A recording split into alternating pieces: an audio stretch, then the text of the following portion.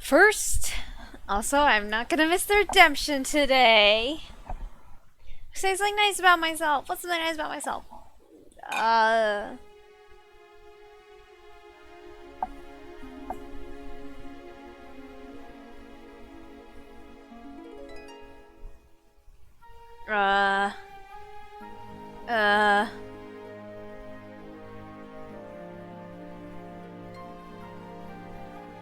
I have good dental hygiene. Yeah. Subscribe with the prime. With the prime? The prime. Thanks for the Bezos bucks. Anyways, hi Life Virus, how's it going? Are you ready for some Shibuya Scramble again? Oh no, Ben! XD.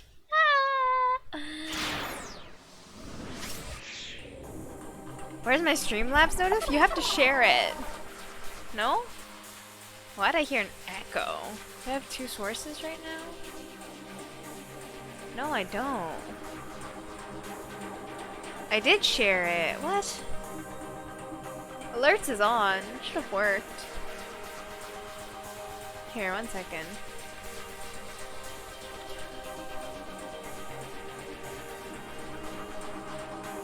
Oh wait, sound alerts is working. I get right. Streamlabs is what's broken.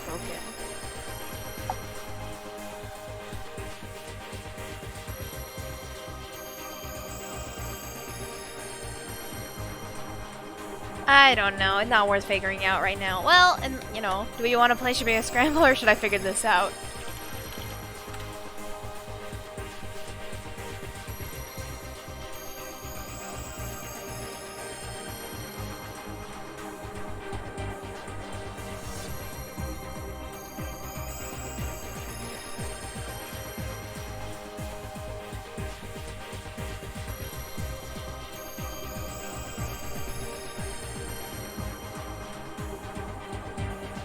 Play. This other game starts at 9. Well, yeesh, go watch that then! Fine, I'll end stream right now. I'll do it.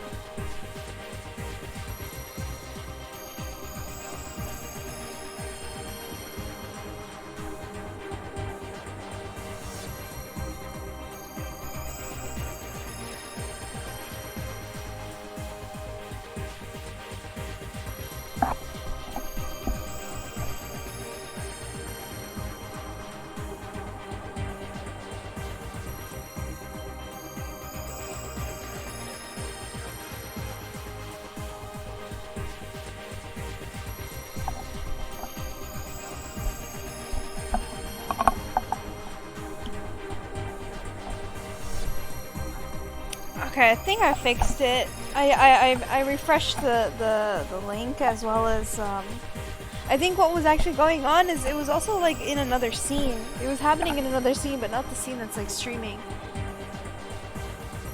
You know me. Go. What are you still doing here? Go watch the goddamn Celtics game. I don't want you in the chat. Grr. I like how Mino looks all busted up now. I got him a bad end. Starts at 9. Sheesh, fine then. I'll end stream right now. I'll do it. Hey, you started it. Why are you getting mad at me? You started it. You were a bully first. Okay, hold up. Let's...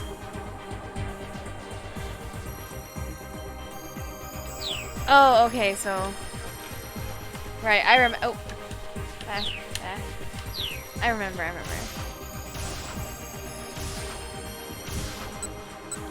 Well, we fixed Achi's story. Because Achi had a bad end because of Minorikawa. Or no, Minorikawa fixed Achi's bad end. Yeah. Okay. Oi, get back here! A threatening shout rung out from nearby. Achi looked around, startled, and saw a boy about high school age bolting out from behind a side street. Several slightly older young men were hot on his heels. Achi knew their faces all too well. They're members of SOS. We actually did do part of this. Like, the only difference is now, what's his face? Susumu? I think? Won't murder Achi.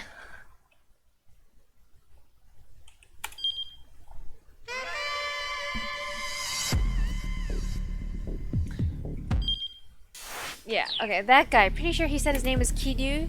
Back when Achi had been with SOS, he'd never let a guy like that get away with acting all high and mighty. Now it seemed like all these young fellows were ready to follow suit, eager to take him down a peg. Your old news, pal. Ain't your business to tell us how to do things. Achi felt a confusing flood of anger and sadness that he couldn't quite control. I'm not messing around here, you guys. He grabbed the nearest punk by the collar and hefted him up in the air. Yeah, yeet! Then someone shouted from behind him. Hey, what are you doing? Achi put down the guy and turned around to see Susumu standing there. Mind telling me what's going on here, Achi? Susumu flashed his underling a sharp glare. They immediately took to their heels. Achi wasn't about to let them go. He raced after them. Just what the hell is going on with SOS? Achi needs to talk to Susumu. Well, whatever Achi chooses... Oh, no, he's probably running because he's chasing them, so we shouldn't follow him. Just what the hell was going on with SOS? Achi needs to talk to Susumu. I asked what was going on here. There was a threatening note in Susumu's voice. Kiryu, more like kill you. Got him. That's what I want to know. What happened? What the hell's happened to SOS, man? Susumu's face twisted with displeasure. You're an outsider now. It's none of your business.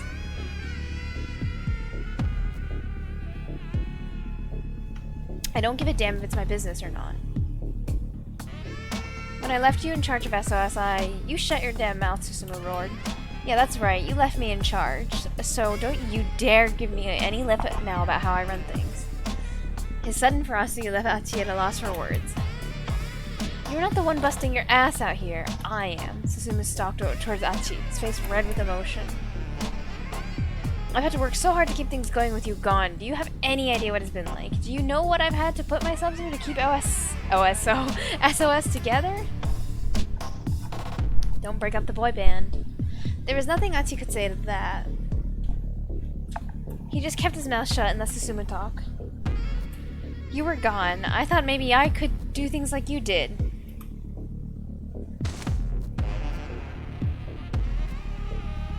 All at once, Susumu seemed to deflate a little. He hung his head, hiding his face. And if I couldn't be like you, then...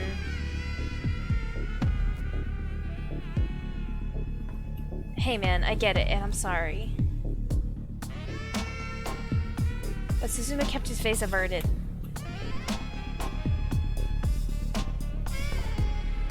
I got a mosquito bite on my elbow. Yeah, did you go out? You went out for a bike ride, right? Did you get it while you're outside? Sad. I'm gonna go kill the mosquito for you. It's probably already dead, right? Mosquitoes. Wait, no, that's not mosquitoes. XD, that's bees. They sting you and then they die. I think it was from the other time. Oh. XD.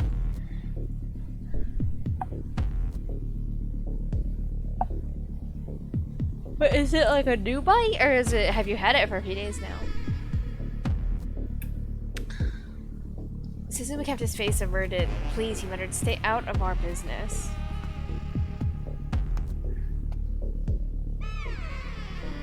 Then he turned on his heel and headed off without looking back. Achi watched him leave, feeling a painful sting.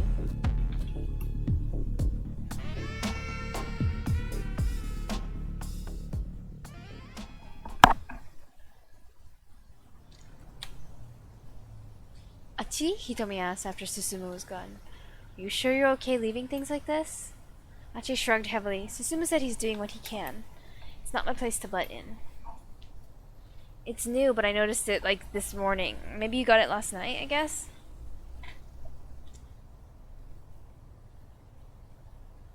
Wait, it's new, but what? Meow. Hey, Gutsin, how's it going? How you doing today, ya cool cat? I cringed at it for some reason. Hey, Shampleton, how's it going? How you doing, bye? The gang's all here.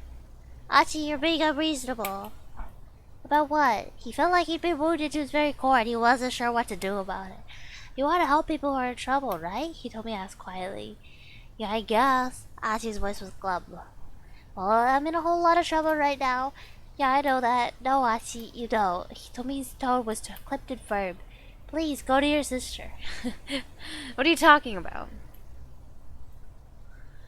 Doing alright eating mac and cheese? Ooh. Do you eat anything with your mac and cheese? Or just classic mac and cheese? Classic mac.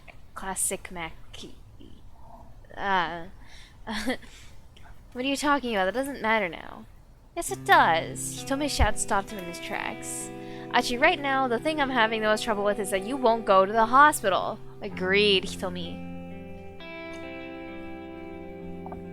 Honestly, with every chapter, Achi used to be my favorite character, but just every chapter I start to like Achi and Achi less and less. His like conflicts are always the same, and then he's like dumb, honestly. And he's stubborn too, and even he told me he's like, stop being a stubborn fuck and literally go to the hospital.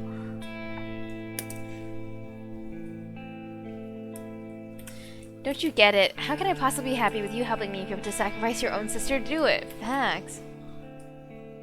Well, there's breadcrumbs in it, but other than that, not really. Ooh, but breadcrumbs sounds nice.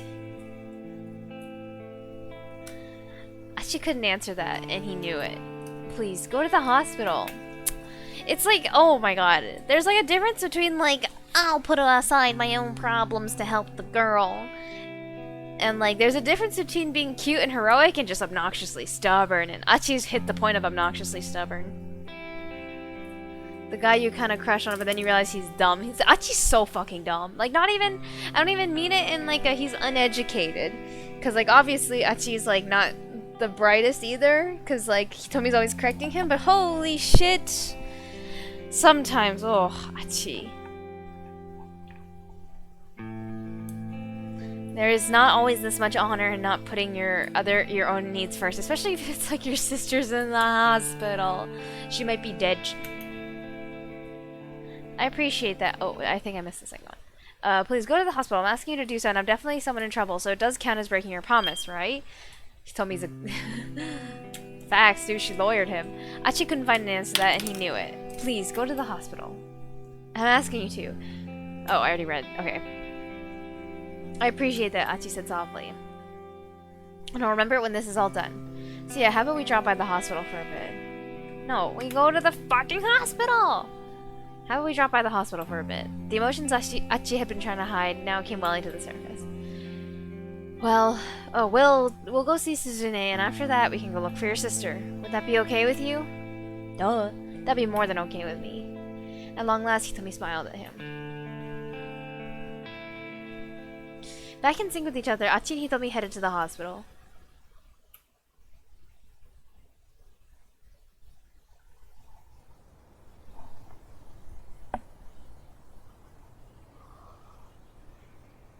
Shibuya Central Hospital was one of the foremost general hospitals in Japan, outfitted with top-notch medical facilities and staffed by highly skilled personnel.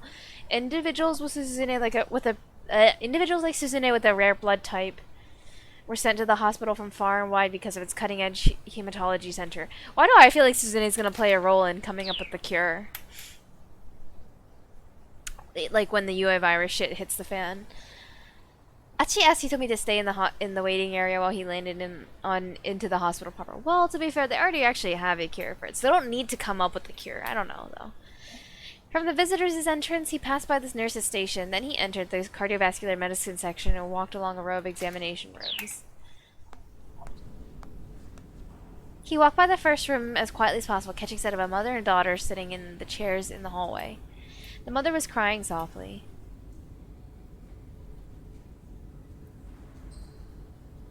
But that... Oh, okay, that's another kid. I was like, that kid is not 15. The mother was crying softly. Oh, Takuya, he is only 15, she murmured under her breath. The name Takuya didn't ring a bell. It was the only 15 that got a reaction out of Achi. Only 15. He couldn't imagine anything good coming after that. To be cruelly taken away when one was still so young. Achi could feel the woman's pain as deeply as if it were his own. When he reached Suzune's room, Dr. Saeki, the attending physician, explained her condition. The doctor did his best to keep his explanation simple, but Achi was too worked up to process much of what he said. He did manage to wrap his head around a few things. At around 10 o'clock that morning, Suzune had a seizure. That's when the whole game started, 10 a.m. For a while it had been touch and go, but finally her condition had stabilized. However, since she hadn't regained consciousness yet, she wasn't allowed any visitors. That was the gist as far as Achi could tell. What's your father doing today? He still hasn't come by, Dr. Saeki said. Achi wasn't sure what to tell him. It was certainly odd.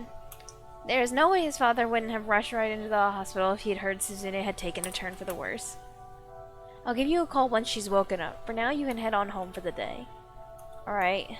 Please keep a close eye on her, doctor. Somberly, Achi went to find Hitomi in the waiting area.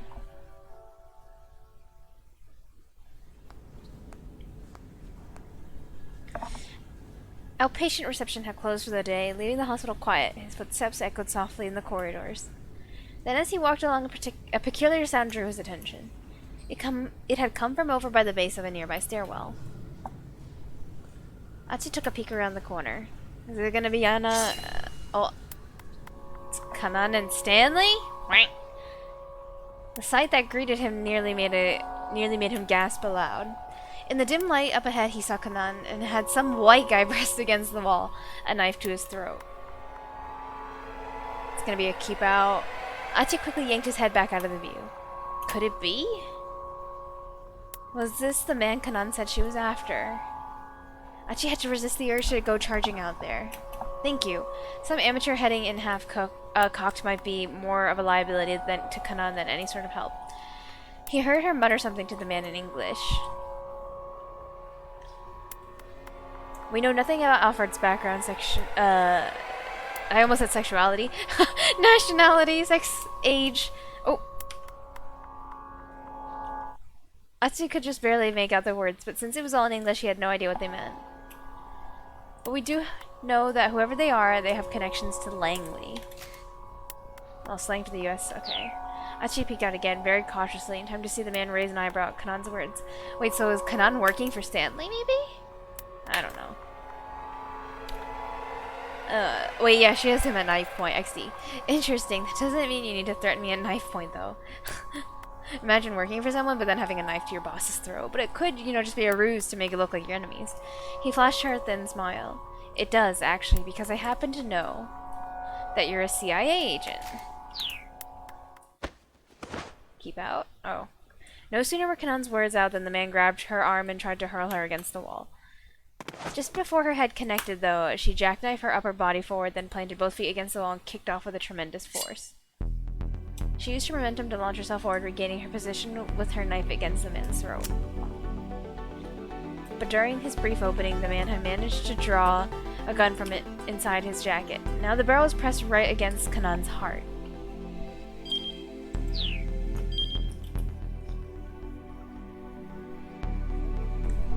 Oh god, they're gonna make me a decision? Make me make a decision? Achi swallowed the lump in his throat. Me too, brother, me too. How about we call a truce, Kanan said softly. She withdrew her knife. Whew. Yeah, sounds like you and me are both after the same thing. The man likewise lowered his gun. With a faint smile, Kanan turned her back on him and vanished down the adjacent stairwell. Achi had no idea what just happened. They'd stopped fighting, though, so this guy probably wasn't Kanan's mastermind after all. If only Achi spoke a little English, he might have been able to follow their conversation. He found himself wishing he had taken school more seriously. When he looked again, he saw that the man too had disappeared.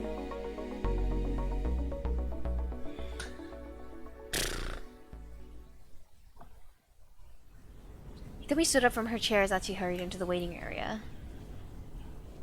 How's Suzune? She asked. For now, she's not in any immediate danger, they said. That's good to hear. But more importantly, Kanan was here just now. What? Why? I'm not sure. I'm not smart enough to figure that out, Exy. Sachi slumped his shoulders. Huh? What?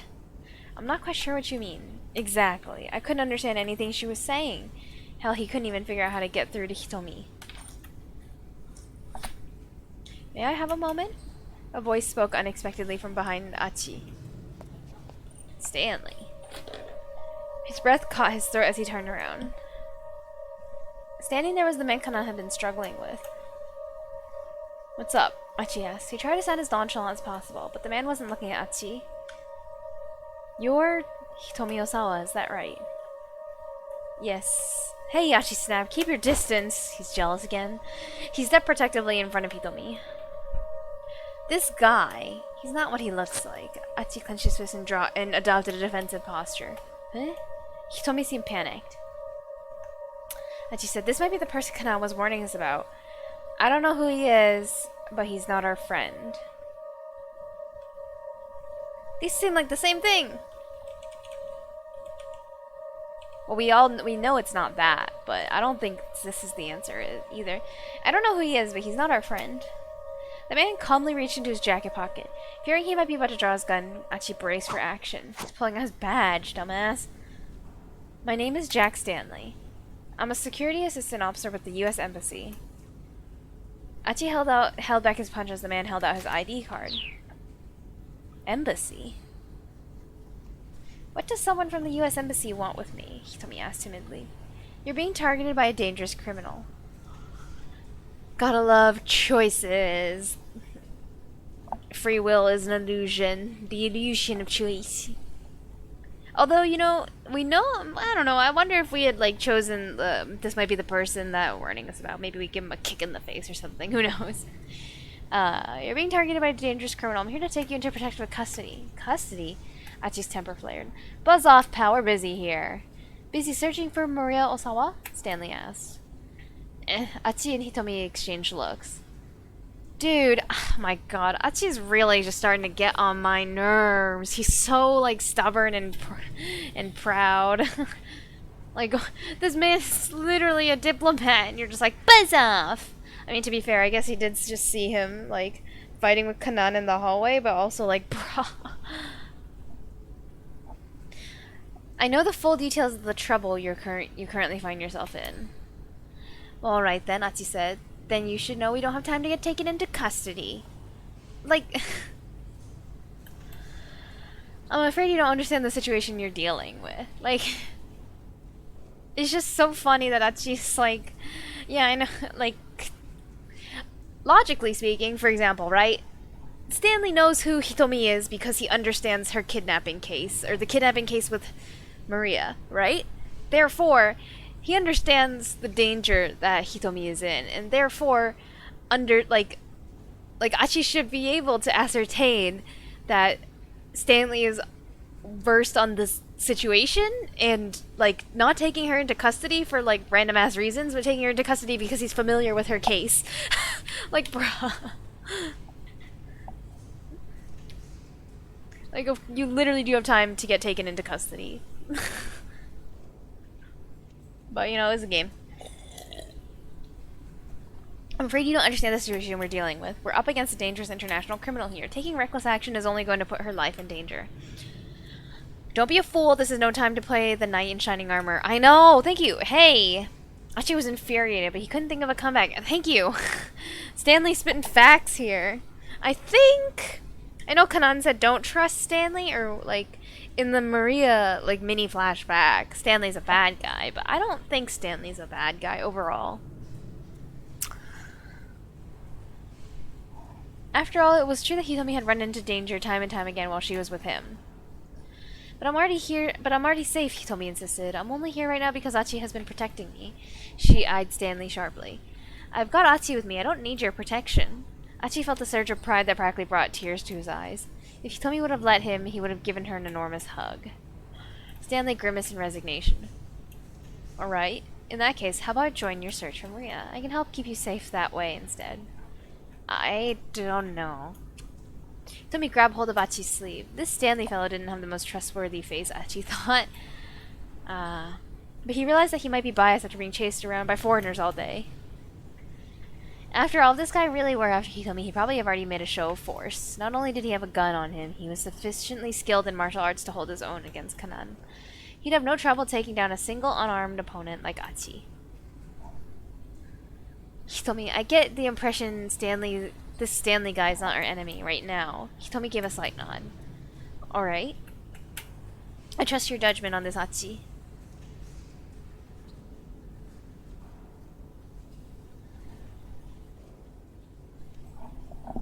Now then, what's the plan from here? Stanley asked. Not wandering aimlessly around town, I hope.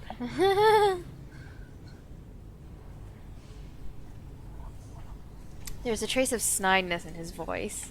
Got you, bro. You can just keep your mouth shut, Achi replied. We can wander around town all day if we feel like it. Bruh! Like, Achi's just like, does not. It's so dumb! The two can play the Stanley game, he thought to himself. Poor Hitomi looked distressed. Like, that is such a bad comeback. You're literally giving him the reason to be like, so. You're like. Stanley right now could literally say, but I thought you said you don't have time to be taken into custody. You don't have time to be taken into custody because you're wandering around town all day aimlessly? Very well, if that's what you want, I can stay quiet. But first, I need to inform the police that I have Miss Osawa in my custody. Wait, hold on, Hitomi blurted.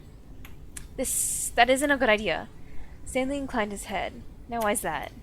Well, since you already seem to know most of the story, Hitomi quickly explained the kidnapper's threat and described the search for the minivan. Stanley remained quiet, listening with obvious interest.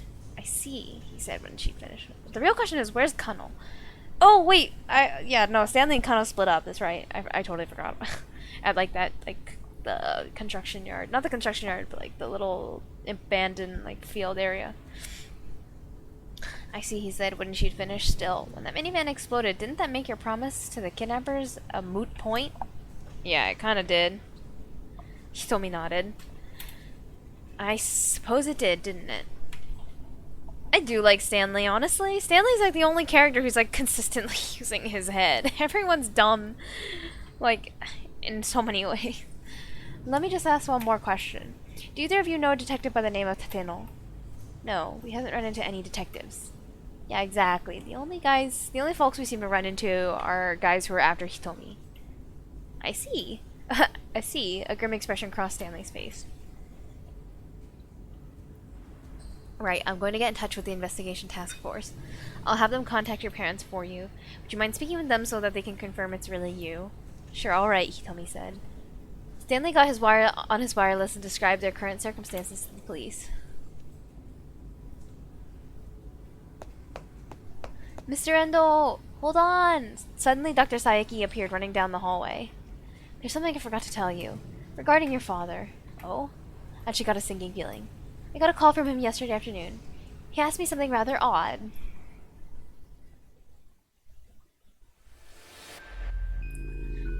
Preparations for a transplant. I'm sorry, I'm not entirely sure I understand what you're asking. Sayaki clutched the receiver. Daisuke Endo's brooding tone was more than a little disturbing. No, it's alright. This is all just difficult to talk about, Doctor. Please forget I said anything. There's just one important thing I wanted to let you know. Yes? There's going to be a brain-dead woman coming your way at probably around 9 o'clock this evening, I expect. Her blood type is Bombay. What?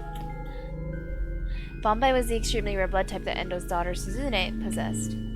Any transplant donor for Suzune would also need to have the Bombay blood type. Since she has the same blood type as Suzune, the transplant itself isn't an issue, Endo continued. The only thing I'm concerned about is whether the procedure can be done within the limited time window. And I hate to trouble you, but I just called because I think it would be best to prepare for the surgery as soon as possible. What the fuck? The more Psyche heard, the more disturbed he grew. Same, dude. It felt like he was listening to this man go on about some strange delusion. Doctor, please just take good care of Suzune. That's so sus. With that, Endo hung up.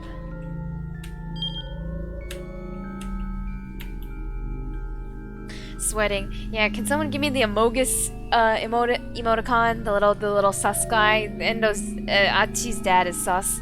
Achi kept quiet as he listened to Dr. Sayaki tell his story. Of course, that was yesterday, and I still haven't heard anything about a brain-dead girl turning up. After all, only God would know when someone would wind up in a state of brain death. But still, there was just something very strange about what your father said. It was as if he was certain that someone was going to wind up brain dead, or... the Endo, the call. Good one, Sam. Yo, can we get an Amogus guy in Amogus dude in chat? Oh, I double sent, my bad. It was as if he was, okay. Just stop right there, Achi exclaimed. Stanley Hitomi turned in surprise. They were still in the middle of their wireless call to the police.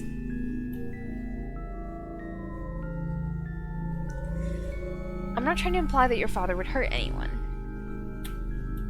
What I'm worried about is your father's mental state in... No! Achi interrupted him again. That's not it. His own words from earlier spun within his head.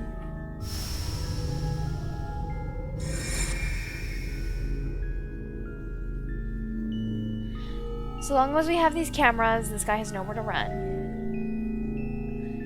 The security cameras. I'm sure this is the place.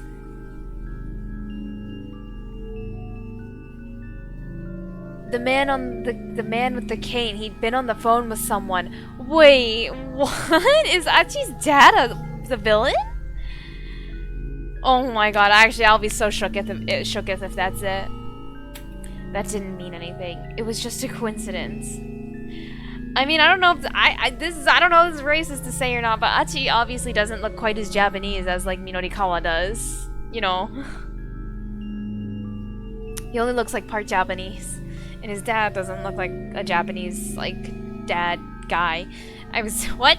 His dad doesn't look very Japanese either, but his mom looks very Japanese. Like, they had a picture of his mom. That didn't mean anything. It was just a coincidence. It couldn't be true. I don't know. Okay, I need to theorize. I need to think for a second. So... I'm trying to think. Historically, even though Achi's dumb and, like...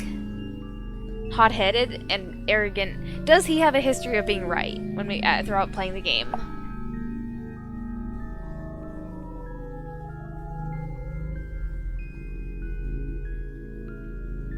It feels weird for such a realization to come in the Achi chapter, because Achi's chapter usually is more like action adventure-y, not as much drama mystery-y.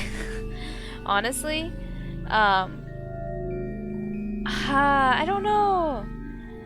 I feel like this is too intense of a moment for at the end them to be like, haha, JK, they're just kidding, Achi was just being dumb. Because that would just make Achi look super bad too. Like, they wouldn't, not to say that they wouldn't let Achi make like silly mistakes like that, but also like that would just be something so pointless to do to his character, right? For him to have a realization, but it's also a lie. Or, like, he's just stupid and didn't figure it out. Not he's stupid, but obviously, like, his suspicion was wrong. That just seems like a very strange thing to do to his character for no reason. You know what I'm saying? Okay, moving on. Achi searched desperately for some other explanation. I didn't hit space, XD. That was it. Anyone from the downtown committee could have used the camera monitoring room. Like this bald dude? Yeah, no one's in by to check today. Oh. Nothing wrong with a little nap, yeah? No dice.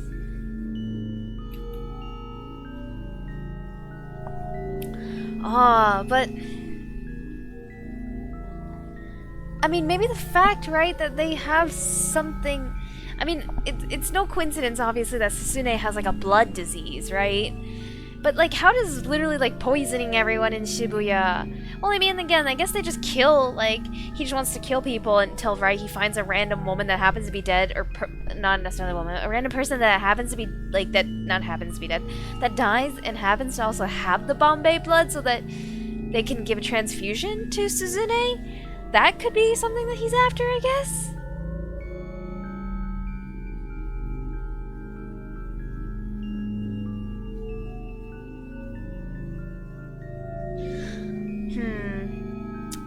But, like, you can't... Well, does the oh, man, now I'm, like, speculating so much, but the UA virus, right? Like, if they have it in their blood and they die from it, doesn't that mean the transfusion would be dangerous, too? Like, it would be bad to transfuse blood from a woman who died from a virus, right? Well...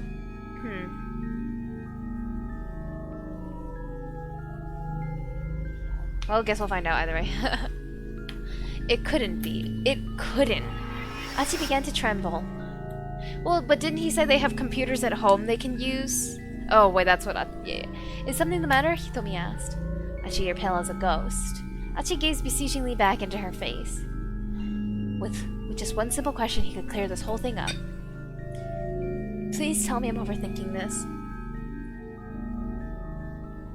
Maybe they're using this to try and make the player doubt themselves. True.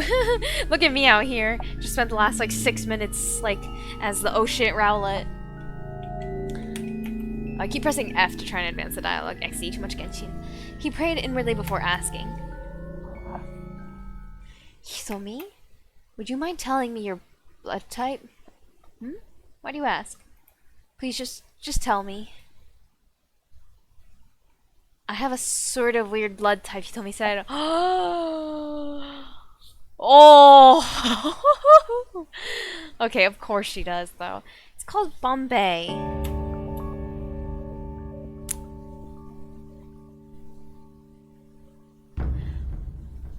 The last piece of the puzzle fell into place. There was no longer any room for doubt. Achi found himself facing a sad and painful truth.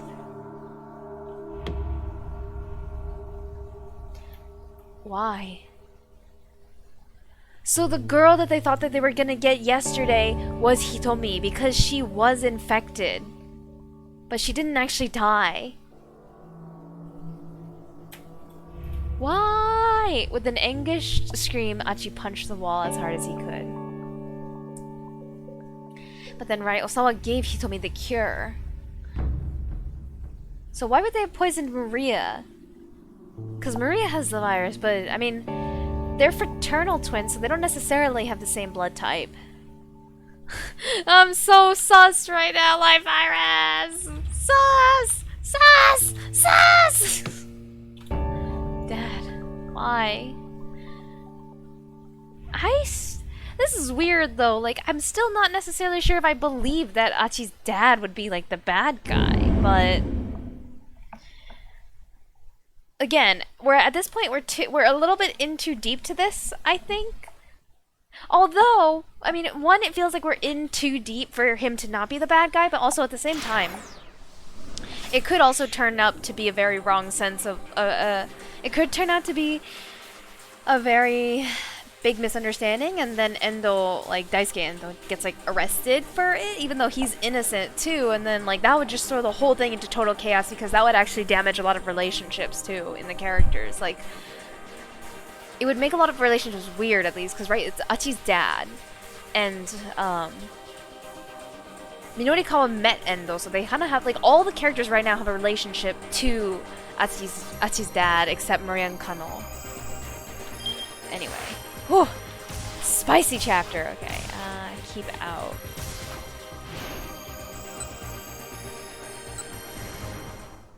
I think we might have already made this jump, because this jump goes to Maria. I think we've already made it before, and I...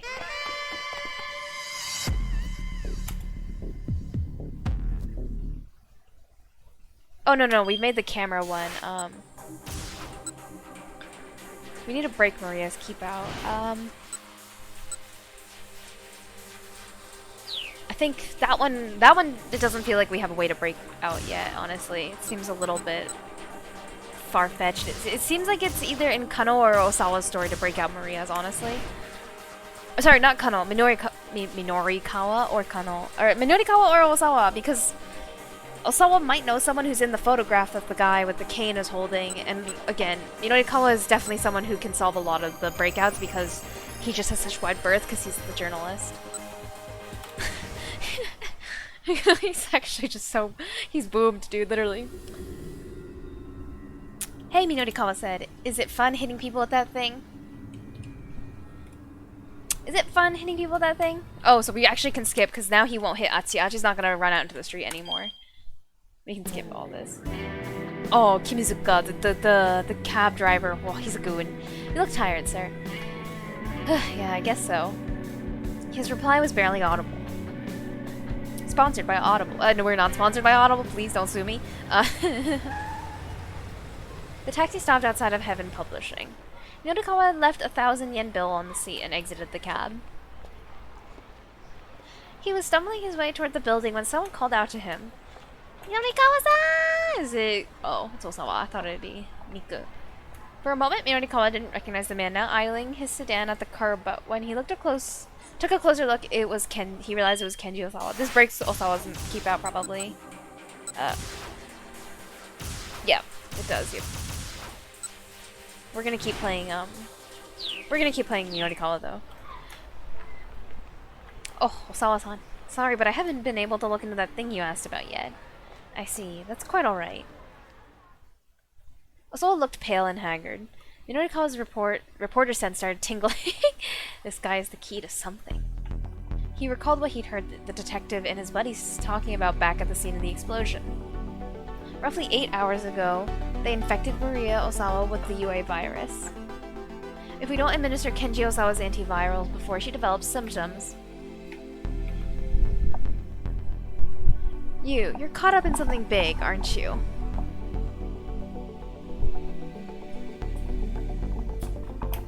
How do you know about that? Because, the reporter said simply, I'm Minoru Minorikawa. Osawa rolled his eyes. Well, that'll make this simpler, I guess. Get in. I'll tell you everything. Minorikawa hesitated. This might be his best chance to land a beyond incredible scoop. Yet it felt like it was too late to matter. Still, landing for a major story, selling out an issue of 4-star general gossip, putting Heaven Publishing on the road to solvency. All that was the least he could do in Toyama's memory. He doesn't know Toyama's not the one that died. I still don't think Tanaka's dead, though. You don't drop a story until you have what you need. Maybe it was too late to save Toyama, but Minorikawa got in the car.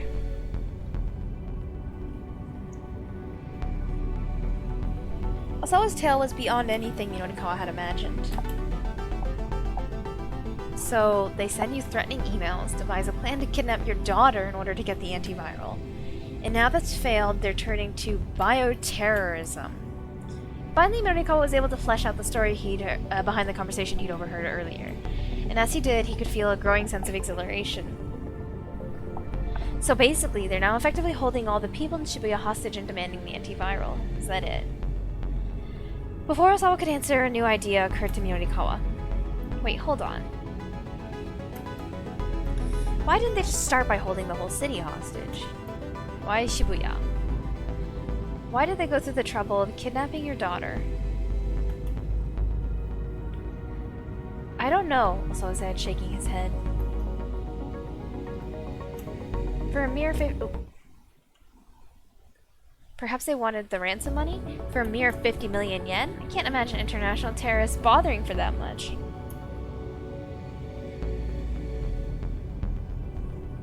You can't know how terrorists think Osawa's bad.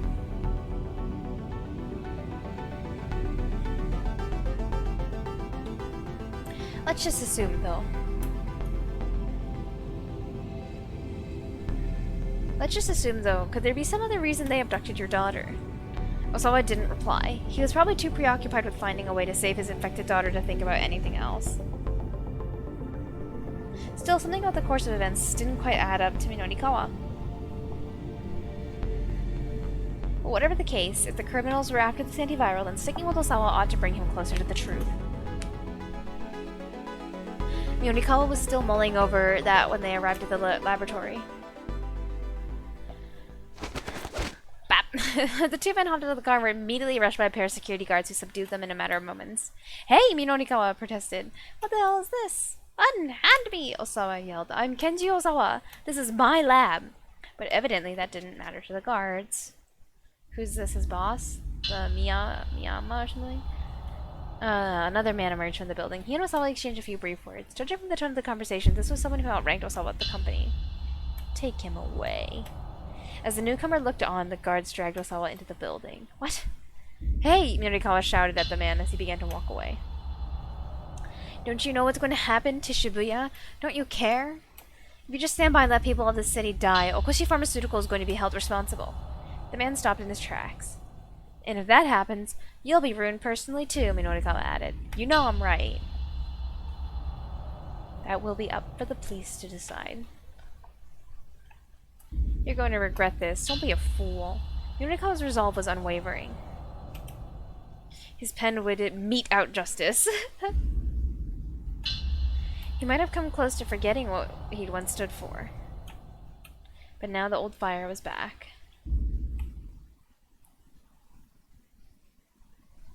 I see. It seems this isn't something to leave unchecked. Bro, you're gonna get yourself killed talking this way. The man gestured with his jaw. Take him as well. Bruh. More security guards surrounded Minonikawa. Hey, stop it. Let me go. But though he struggled fiercely, there was no escape. Take him away. Is it done? It's done. Once he was dragged through those laboratory doors, Minonikawa never wrote another article again. Oh, that's a bad end. Huh. I guess we do have to jump to Osawa and not go to the pharmacy. Or the lab, I guess. We probably do have to make that jump to Osawa.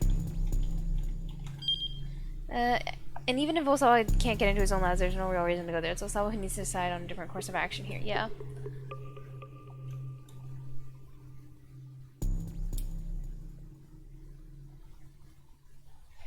Interesting. Interesting indeed.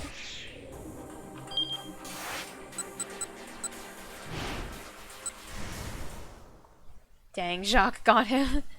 Jacques the Hitman. Can he be a new regular on this stream? Jacques the Hitman. He's our new meme.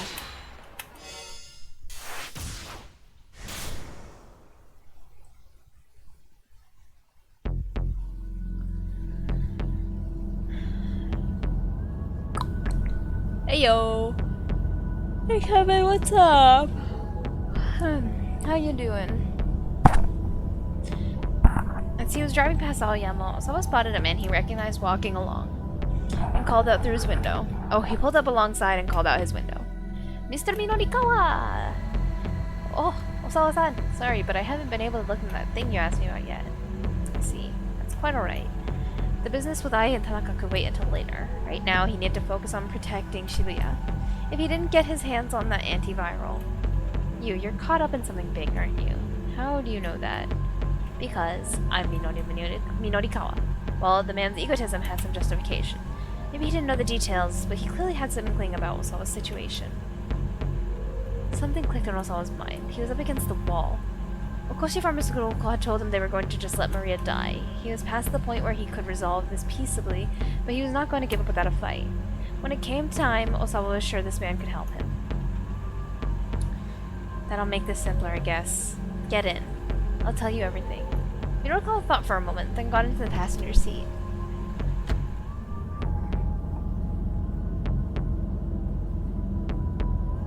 As he drove to the lab, Osawa filled Minonikawa in on all the details.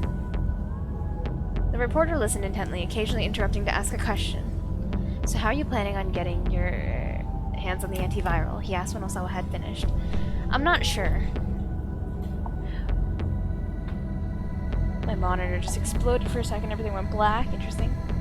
I'm not sure. I figured I'd think of something after I got there. Midorikawa let out a nasal chuckle. Just improvising, huh? Ah, well, I'll back you up. At least I know I found my way into something important. Can we choose to not go here?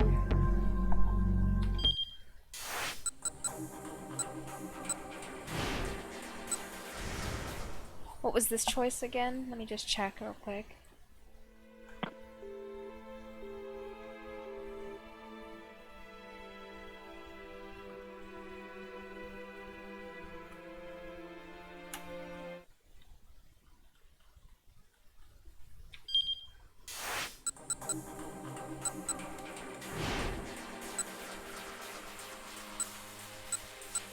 What was the decision that we made, though? Did we choose to go outside, or do we go outside either way?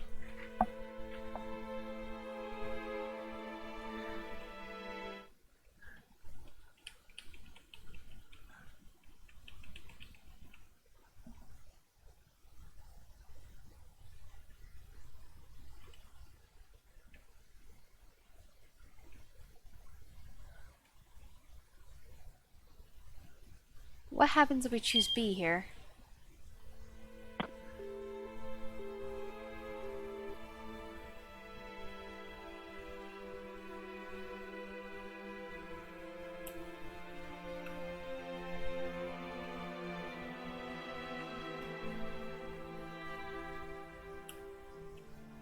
Still, he just have to take Makino on his word. That was his only course of action. But it seems like we are still supposed to meet Midorikawa no matter what, right? Osawa sat down in front of his computer and quietly closed his eyes. If only I could just go to sleep and wake up tomorrow morning and find all of this resolved. All I'm asking for is a miracle. But he knew reality would never be so kind. He could hold his eyes shut as long as he wanted, and it wouldn't make this hopeless situation go away. He felt an anxiety welling up inside him until it seemed like he was going to explode. Needing a distraction from his helplessness, Osawa opened up Ayanet. He knew that this was mere escapism, but he couldn't just sit and do nothing while waiting for Makino to call back.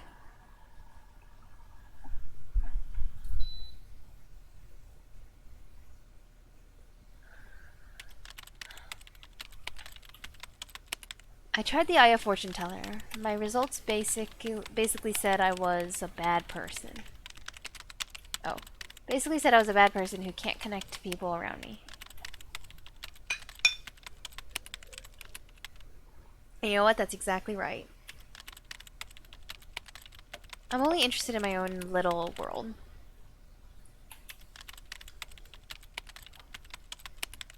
That's probably why my wife and my assistant at work got so fed up with me.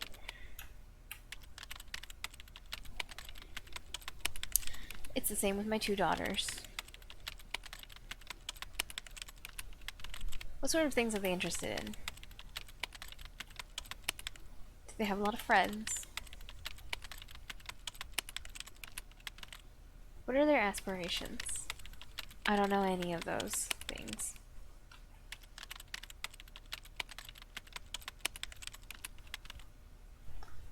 I don't know any of those things. It never even occurred to me to find out.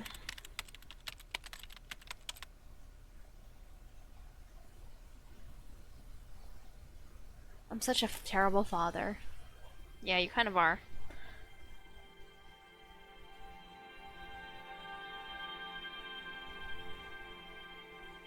Osawa's fingers ceased their tapping on the keyboard, and he thought back to when Maria and Hitomi were younger. Daddy, Daddy! The 2 girls would follow him around like a pair of puppies. Their father was their everything. That much was clear just by looking at their faces. He'd felt a ticklish giddiness at having his girls cling to him so. He never felt anything like it in his life, but there were times where he also found it tiresome.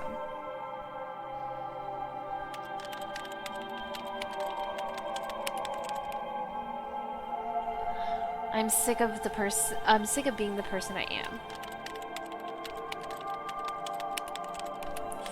There's nothing I can do about that, though. I'm sure it's far too late. I'm sure it's far too late for me to change. It's never too late. He poured all of his negative emotions into his pose. It felt like a stream of consciousness drivel. Drivel? But he didn't hesitate to write it down all the same. He wanted other people to know what a miserable excuse for a human being he was. At last, when he couldn't think of anything else to add, he posted his bitter confession to the forum. He was staring numbly. He was staring numbly at the monitor when he heard a furious shout from the next room. "You've got to be kidding me!" It was Kajiwara, and Osawa had never heard him so angry. They hear that Stanley found him.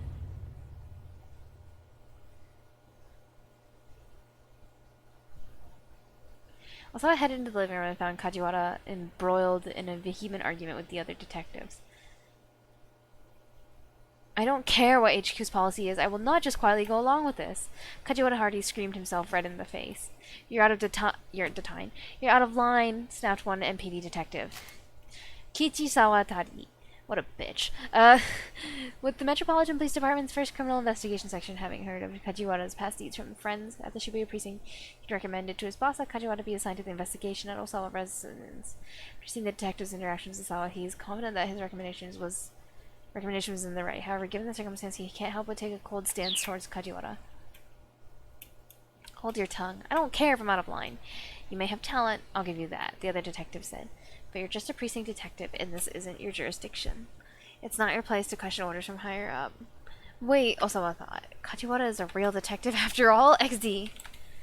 "Go on, explain the situation to Mr. Osawa." Kajiwara bit his lip in frustration at the other detective's order. "Very well," he said. But before he could say more, Osawa noticed that the police equipment had all been cleared off the table.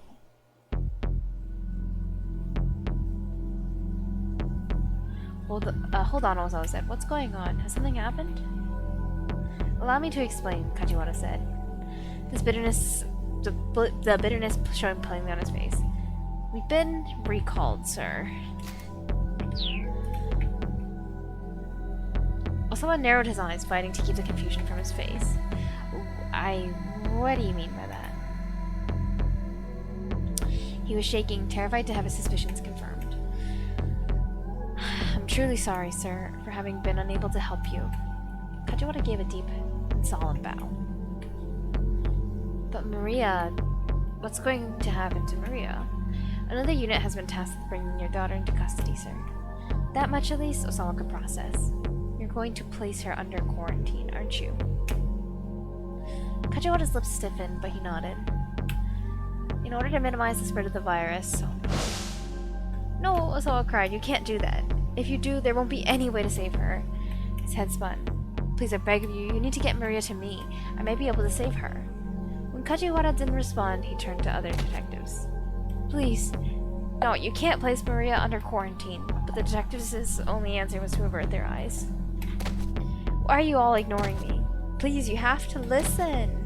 If you bring her to me, I can figure something out. I know I can." He plunked himself down on the floor, yelling and flailing his arms like a child throwing a tantrum.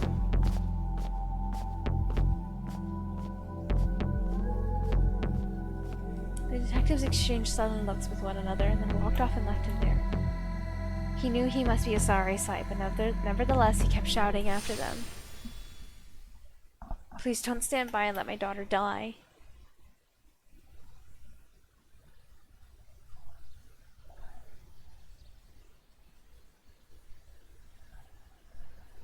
Only Kajiwara remained with him in the living room. "I'm sorry, sir. This was beyond my ability to stop." He gave another apologetic bow. Osawa felt suddenly deflated. "No, you've done a fine job, Detective Kajiwara. It's me who should be sorry. I've made such a disgraceful display of myself." "That's not true, sir. In fact, I'm deeply moved. I can tell how much Maria must mean to you." Osawa shook his head. "If I'd really been thinking about Maria, I would have made more of an effort to work with you detectives more. That was all just self-absorbed shouting. A moment of emotional selfish. And yet, as a result, you convinced me to stay here with you." Kajiwara proceeded to pull out his phone and put in a request with the task force headquarters to remain at the Osawa residence. He got into a heated spat with his commanding officer, but ultimately received permission to stay on as the police liaison with Osawa. "Well," the detective said when he'd hung up, "you see, there are some people who are legitimately moved by a parental display of emotion. even if I'm not certain that I can do very much in staying here with you. That's not true, Osawa replied. There's plenty you can help with me. They're about to become best buddies. He looked into Kajiwara's face and smiled. For instance, I can have a banana whenever I want. You find things that have gone missing. That fried egg on rice you made me was delicious. The banana. The banana. I can have a banana whenever I want. Kajiwara returned Osawa's grin even more brightly. Yes, yes, of course, by all means, have as many as you like. Then he produced a pair of bananas from his pocket, handing one to his companion. This is brutally awkward. Osawa peeled his banana and took a hearty bite. The mild sweetness was pleasant and soothing. It was a flavor that brought back memories. I often eat bananas when I go to the park with my daughter. Kajiwara muttered between mouthfuls. I didn't realize you had a daughter, Detective. She just started grade school this year. Really? She must be adorable. Well, I don't get to see her as much as I'd like. A lonely sort of smile crossed Kajiwara's face. Why is that? Doing this job caused me to neglect my family. Finally, about 2 years ago, my wife hit me with divorce paperwork. I wanted to be able to keep our daughter with me, but... well, the law tends to favor the mother when it comes to custody issues. The detective then pulled 2 bars of chocolate from his pocket. Solidarity banana. That is such a cursed thing. That's such like a cursed like phrase, but I love it. Solidarity banana. It's good to have something sweet when you're exhausted, he said. Osawa took one, but said nothing. More recently, my ex-wife has been talking about getting remarried, Kajiwara continued. And she wants me to stop seeing our daughter. He bit into his own chocolate bar with a soft snap. It's no less than I deserve, but it still hurts. Osawa couldn't help but sympathize. The man was losing his daughter. Here was someone he could really talk to. He was sure of that much now. No! Detective, I apologize.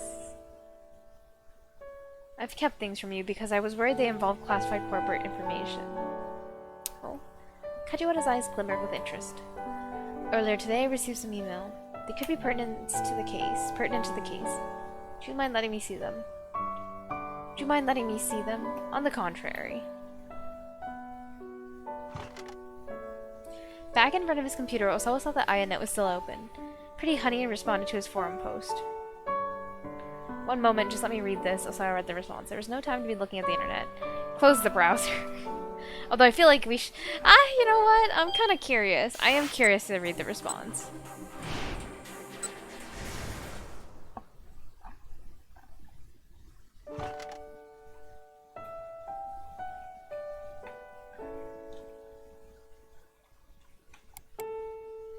One moment, just let me read this. Also, I'll read the response. Read the response. I got that same result. Do you really think it's too late? But isn't Pretty Honey, what's her face? Kano's fiance? I forget her name. Don't give up hope. Hang in there. Oh, it's never too late. Every family has its own share of problems. Like, you'll never find one that doesn't, I'm sure. When it comes to family, there's no such thing as game over. So don't let it get you down, Julie. Besides, I did learn one thing from reading your post. In the end, a father's happiness is his daughter's happiness. Oh. Kajiwara appeared at the monitor. A young girl is posting to a forum for people 40 and older? It's Pretty Honey. She always replies to my threads. The detective furrowed his brow. I see. Something the matter? No. That last line has me curious, is just all. A young girl writing something like that. What was, it was the father's happiness one, right? In the end, a father's happiness is his daughter's happiness. Oh, that's sus though. What if Achi's dad is murdering innocent people to get a blood transfusion for his daughter? A young girl writing something like that. Well, there's neither here nor there right now. Let me see those emails if you would. Osawa opened his email. He pulled up the images of the human testing on the monitor. What is this? Kajiwara stared at the monitor as if unable to look away. These are images from unauthorized criminal testing of an antiviral drug I developed, carried out by my company without my knowledge. Images of a... I'm sorry, what was that? The detective frowned at the unfamiliar terminology. In simple terms, the antiviral is a wonder drug to combat the UA virus. Hold on. Maria's infected with the UA virus, isn't that right? Yes, the UA is a species of virus discovered in South Africa relatively recently. Roughly 12 hours after infection, patients develop a cough, then a fever, then begin vomiting, and ultimately begin to bleed uncontrollably from all over, resulting in death. The mortality rate is... Soul was reluctant to say it. Kajiwara held his breath, waiting. It's nearly 100%. Oh yeah, nearly. Who are the percentages that lived? Kajiwara shuddered. Wait, he said after a moment. If you have this wonder drug, then Maria... Soul shook his head. Without Tanaka, I have no means of getting it out of the lab. Kajiwara's frown deepened. I see. It may not be much to go on, but I think we can put together at least one piece of our little mystery here. Pardon me one moment. Kajiwara inspected the email address of the sender, A, then brought up the email header. You don't see email addresses like this much. It's seemingly from a foreign country, but that may be fake. You can tell that just from the email? The detective flashed a little grin. Take a look here. So if we just do this, and then this, fingers flew over the keyboard, calling up the header details, singling out the received from field. This is a set of 4 numbers. At the bottom is the sender's IP address. Think of it as an ordinarily hidden location marker of sorts. As he spoke, the detective pulled up a website called IP Station. He copied and pasted the set of 4 numbers and pressed enter key. The monitor showed the name of the provider, connection method, and other details. Osawa couldn't make heads or tails of most of it, but one thing drew his eyes. Access point, Shibuya Ward, Tokyo. Kajiwara went into the email program's options and checked the server info for Osawa's connection. Deep furrows formed in his brow. This is the same provider that you use, Mr. Osawa. What does that mean?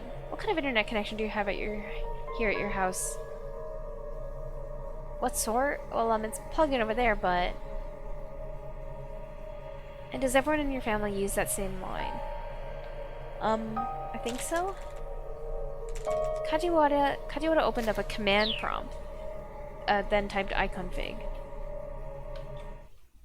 ipconfig, there we go. So, if the same numbers we saw before pop up here, that's a bad sign. Oh?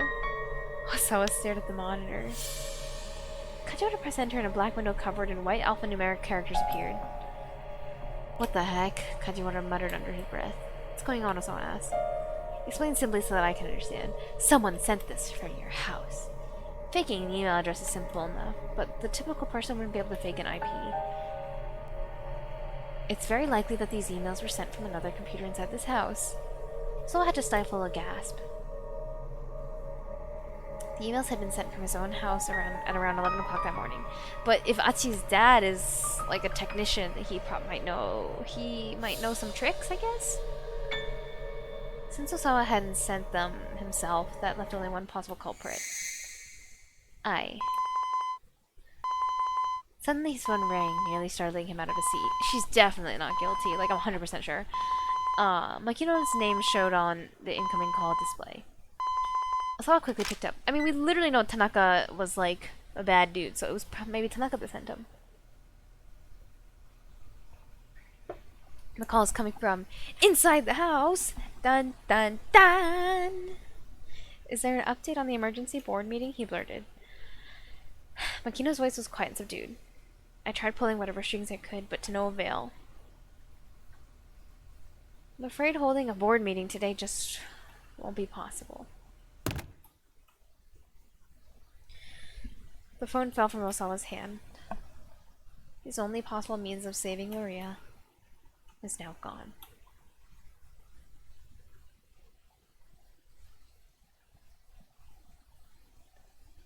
Damn, that's rough, buddy. I like that this chapter had some nice Kajiwara and Osawa moments. Wholesome.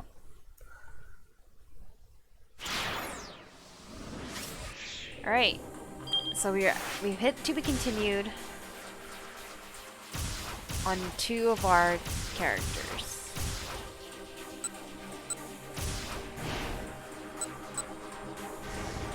We're still here on poor fucking Minorikawa. Hey, Minorikawa said.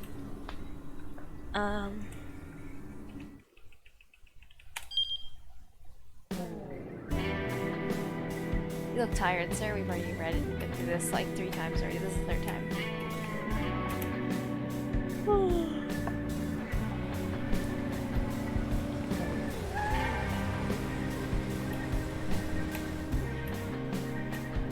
The taxi stopped outside of it. Oh, this part we already read too. Remember the 1000 yen.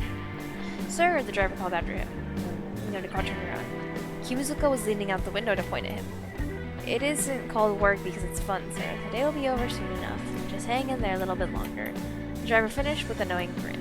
Yunikawa cracked a ghost of a smile. Maybe his spirits had been lifted just a tiny bit. Kimuzuka's a goon. Thank you, he replied. You're a true friend of a working man. He waved half-heartedly, then headed into the building. Kimuzuka's actually a goon.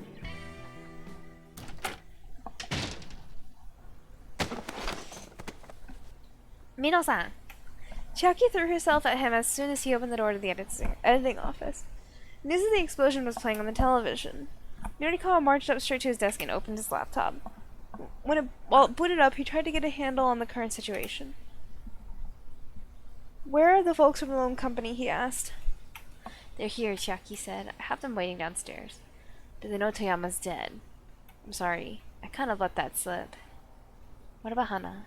I'm not sure. I haven't heard from her since she called earlier. With a tiny sigh, Minorikawa started typing at his laptop. By some miracle, his 6 pages of the copy were nearly wrapped up. Still, he needed to do whatever it took to see this job through to the end. That would serve as his final tribute to Toyama's memory.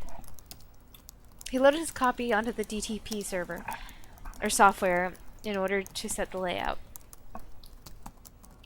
Bit by bit, actual magazine articles began to take shape. Then the editing department door swung open. Hey! Snarled the young man who barged in first. He kicked over a stack of books. How long you gonna keep us waiting, huh? Honestly, Segawa, must you be so rowdy?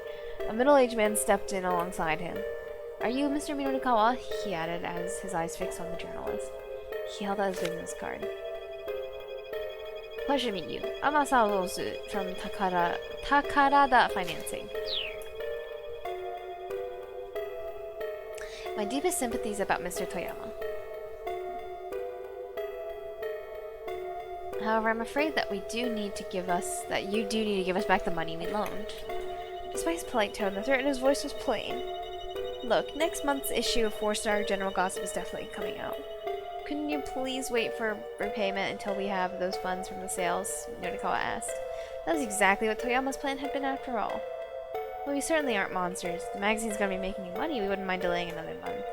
You really mean it? Chiaki chirped. To clarify, that would be the case if Toyama were still alive. Releasing the next issue is all well and good, but with Toyama gone, so too is the company. So I'll make a full repayment. That will make a full repayment of what we're owed impossible, I expect. Then what do you want us to do? Minorikawa asked coldly. How about we cut to the chase, growled the younger man, Sagawa. Dig out your ears and listen up. Chiaki recoiled in panic, and Minorikawa held up an interposing hand. Knock it off, you're scaring the young lady. A thin smile came to Ozu's face. All we want to know is where Mr. Toyama's daughter is. Oh, that's not okay. Yeah, that's right. Tell us what the girl is. No way, Chiaki squeaked in protest. Hana's just a little kid. She doesn't have the responsibility to pay back the... Ozu didn't let her finish. We're aware of that. Nevertheless, we'd still like to know where she is. The law didn't matter right now. Guys like this had all sorts of ways of wringing money out of people. It was clear from the looks on their faces that Ozu and Sagawa had some wicked scheme up their sleeves. Unless, of course, you would prefer to take on Mr. Toyama's debts, Mr. Minorikawa. You are quite the accomplished reporter, after all. Take on his debts, huh? Minorikawa didn't know how much Toyama had borrowed, but it only took one look at these guys to tell him there was no small sum. How about it? Ozu asked. The way you land scoop after scoop, I'm sure you'll be able to repay us in full before you die. Yonikawa fiercely returned his stare. Alright, I'll take the debt. I'll consider it. Could you give me some time? I'll consider it. Could you give me some time? Chiaki went pale at Minonikawa's response. No, how can you even think about taking their offer? She cried. Sagawa stepped in, drowning her out. No way, we've waited long enough. Give us your answer now. Yes or no. What's it gonna be? Now, just calm down, Ozu chided. He said that he'd consider it. That's a step in the right direction. Wouldn't you agree, Mr. Minonikawa? Yeah, sure. Then I suppose we can wait at least a little longer. Minonikawa had hoped to put them off for several days at least, but it didn't look like it was going to happen. The two men from Takarada Financing plunked themselves down on the editing department sofa. Mr. Mino, you're not actually going to take on that debt, are you? Chiaki asked quietly. Minonikawa had sat at his desk, looking over the copy he'd written. It's none of your concern, he said. What I need to know is how your piece on those street interviews is coming. But I mean, those guys... They said it doesn't matter if the issue comes out or not. Don't be ridiculous. When a professional agrees to take on a job, they see it through to the end. Chiaki took his point and scampered off to grab the printout of her copy. Minonikawa gave it a quick once-over. He saw immediately that the piece was lacking in structure. Then he read the article a second time, checking the finer details. Several off-theme sentences jumped out at him. This is no good, rewrite it. He thrust the printout at Chiaki. Yes, sir, she bowed her head and retreated to another desk. The TV was still on. A news broadcaster's voice suddenly broke through the silence, as well as Minonikawa's concentration. We're live on the scene now. Where an explosion in Shibuya has... Minonikawa gazed blankly at the screen. He found his mind drifting to a particular memory of Toyama.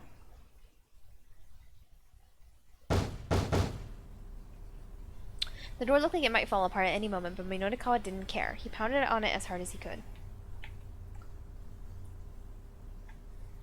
The Toyama nameplate popped off and fell on the floor.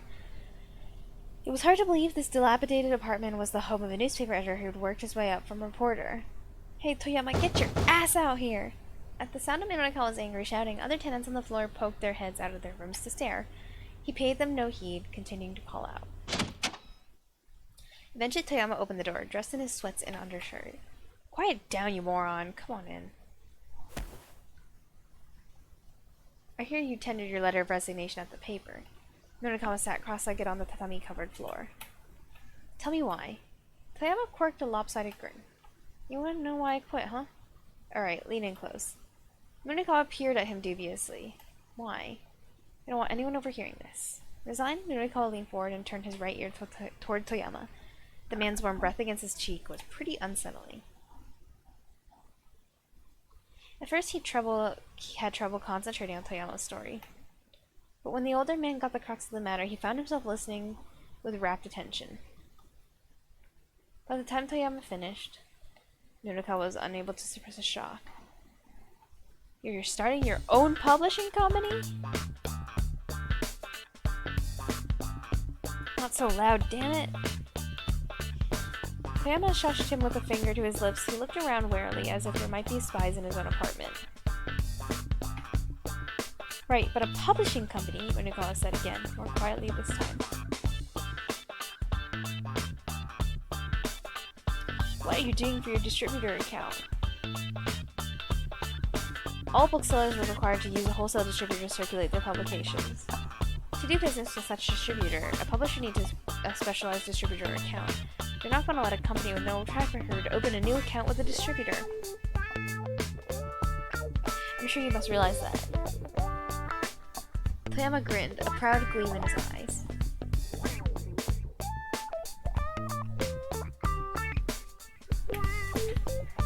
I know, that's why I bought one.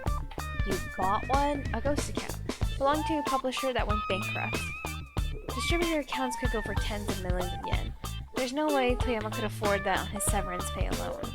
He must have taken out a loan in order to make the purchase.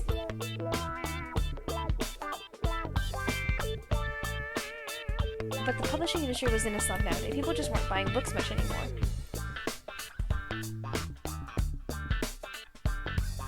Starting up a new business publishing company was a beyond risky endeavor. And I've already decided on my name for my company, Nodikawa. Toyama's face was positively beaming. Get this. Heaven Publishing. Heaven? That sounds fatalistic. The idea is that people who work for me will feel like they're in paradise. For all his quetching about keeping quiet, Toyama was now exclaiming pretty loudly himself. I mean, I can appreciate your willingness to take the risk, but surely your wife must have had an objection, sir. Nunikawa would have had objections? Nunikawa said. Toyama fell silent. He went and opened up the refrigerator. Nunikawa took a peek inside. The shelves were mournfully bare, holding little besides beer cans and drinking snacks. The Mrs. Lethney took her daughter with her. Those scant few words painted a picture clearly enough. Toyama grabbed a can of beer and tossed it to his guest. No more sob stories, he went on. He briskly cracked open his own can of beer. Weak foam bubbled from the top. Cheers, Nunikawa. To Heaven Publishing. He cast everything aside and was striving for a new beginning. If the man had braced himself for the challenge, it wasn't Nunikawa's place to tell him he was making a mistake. Even if it was an uphill battle, he had little chance of winning. Congrats, Toyama-san. Nunikawa pulled the tab on his beer can. Cheers! The two of them clacked their cans together.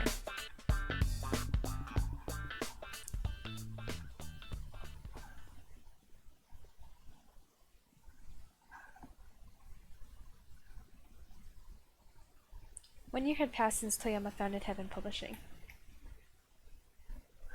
Nunikawa poked his head into the editing office, a bag from the convenience store in hand. Hey boss, how's business? How does it look like it's doing? Toyama sat amidst a veritable mountain of returned stock, his expression bleak. The books were all bulky, non-fiction tomes, but not exactly the sort that fly off the shelves. The man couldn't even muster a smile for their reunion. It's been like this for every non-fiction book we put out. Wow, starting right off with the bleak stuff, huh?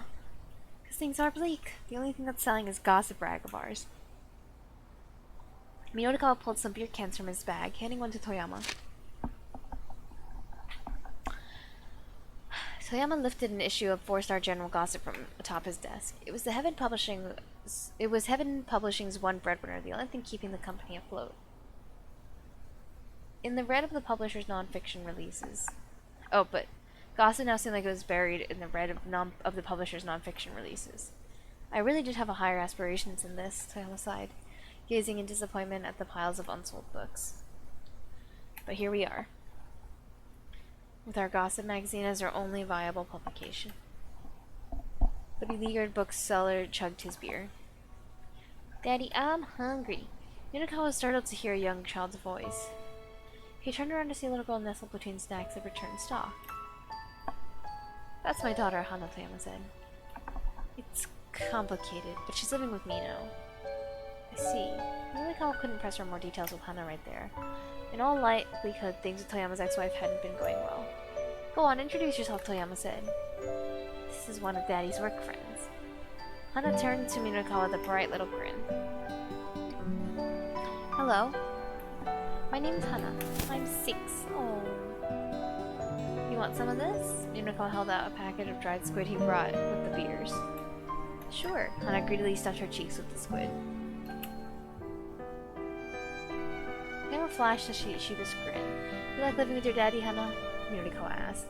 Yo, why is this chapter bringing us all the feels? Like, between Achi and his sister, and, like, Nunikawa and Toyama and Hana, and, Osawa and Kajiwara? Like, dang, this is an emotional hour. Do you like living with your daddy, Hana? Nunikawa asked, giving the girl's hair a gentle ruffle. Uh-huh, I do. My daddy's amazing. He runs a company. Toyama let out a tiny involuntary sob at his daughter's ready praise. Keep at it, Toyama said, looking into his daughter's smiling face. Hana's more important to me than any high aspirations I might have had. I'll keep shoveling out copies of the gossip, and at least make sure she's always got something good to eat. Daddy, this is really tasty. Hana held up the pouch of dried squid. Tears welled in Toyama's eyes. I'll make sure she has some sashimi instead of something like this. you mean something like this, Minakawa grumbled. I'm the one who brought it. Toyama and his daughter laughed together. It was a heartwarming sight, Minakawa thought, a father and his girl getting along so well. Toyama might have been a hard-hitting journalist, but at the end of the day, when he came home at the end of the day, he was just daddy. It was only natural for the man, as a father, to put his love for his child above everything else.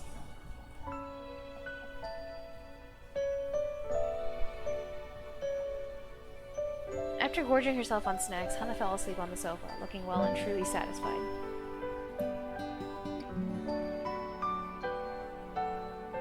You know, Minakawa, Hana's happiness means more to me than any lofty artistic ideals ever could. Toyama kept his voice low as he regarded his daughter's sleeping face. Hana's so cute. And from that day forward, Heaven Publishing had shifted its focus to scandal rags with 4-star general gossip as its pillar. Had that been for good or for ill? Whatever the case, Toyama had abandoned his pride.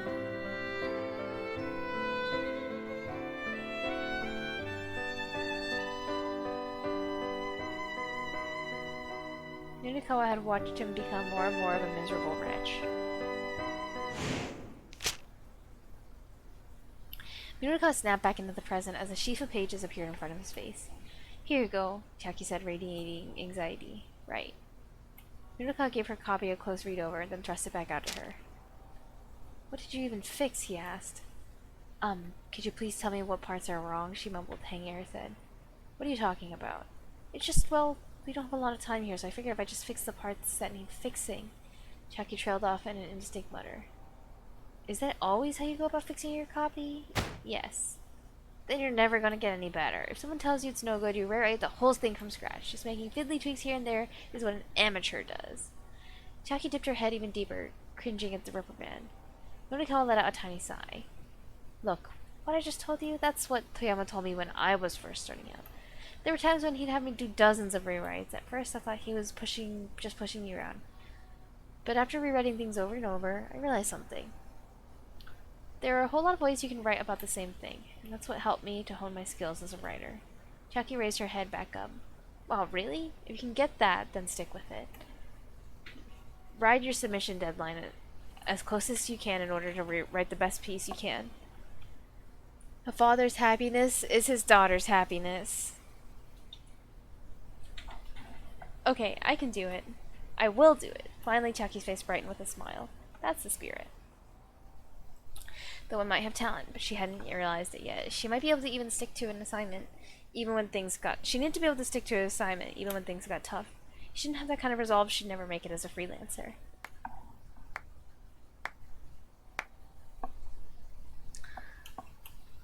Oh, how touching, Ozu chimed in, applauding. I'm almost moved to tears. They'll make a movie of this for sure. See, we'd only been acquainted with that sad sap Toyama. We never knew there was such an upstanding fellow here who was so good at tough love. Minakawa shot to his feet and pounded his fist on the desk. That's about enough from the peanut gallery. Hold your tongue, Sagawa snarled. His eyes shone with a vicious gleam. We're getting sick of waiting here. Sagawa, you really are a short-tempered guy, aren't you?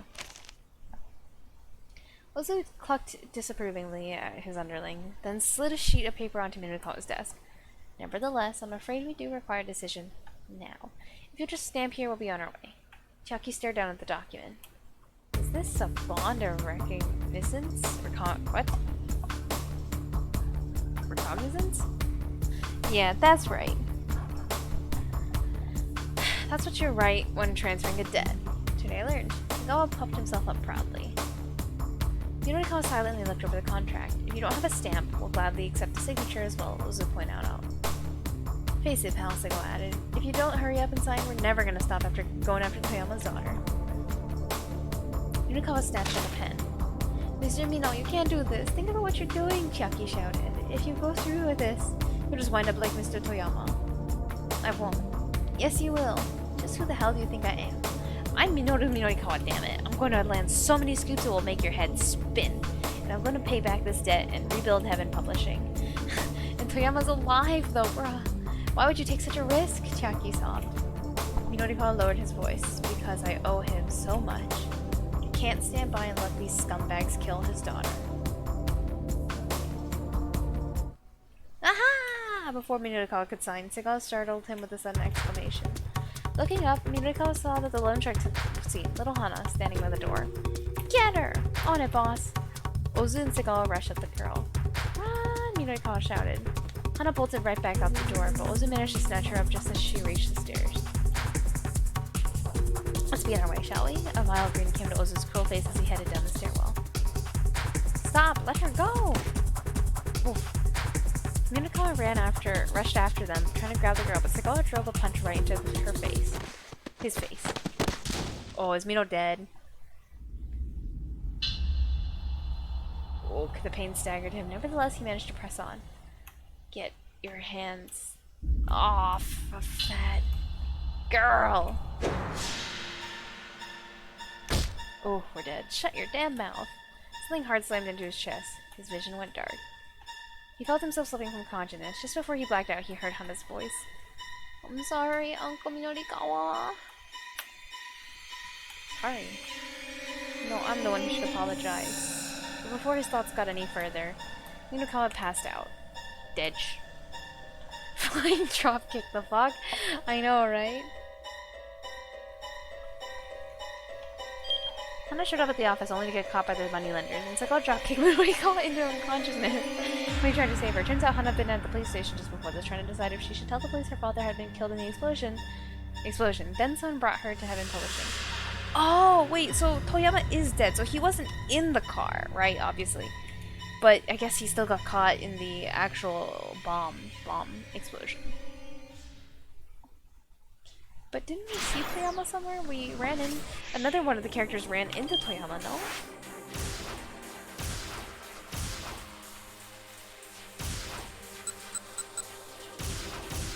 Alright, we haven't touched Kano's store yet all this hour. And we do have to go to the police station, so...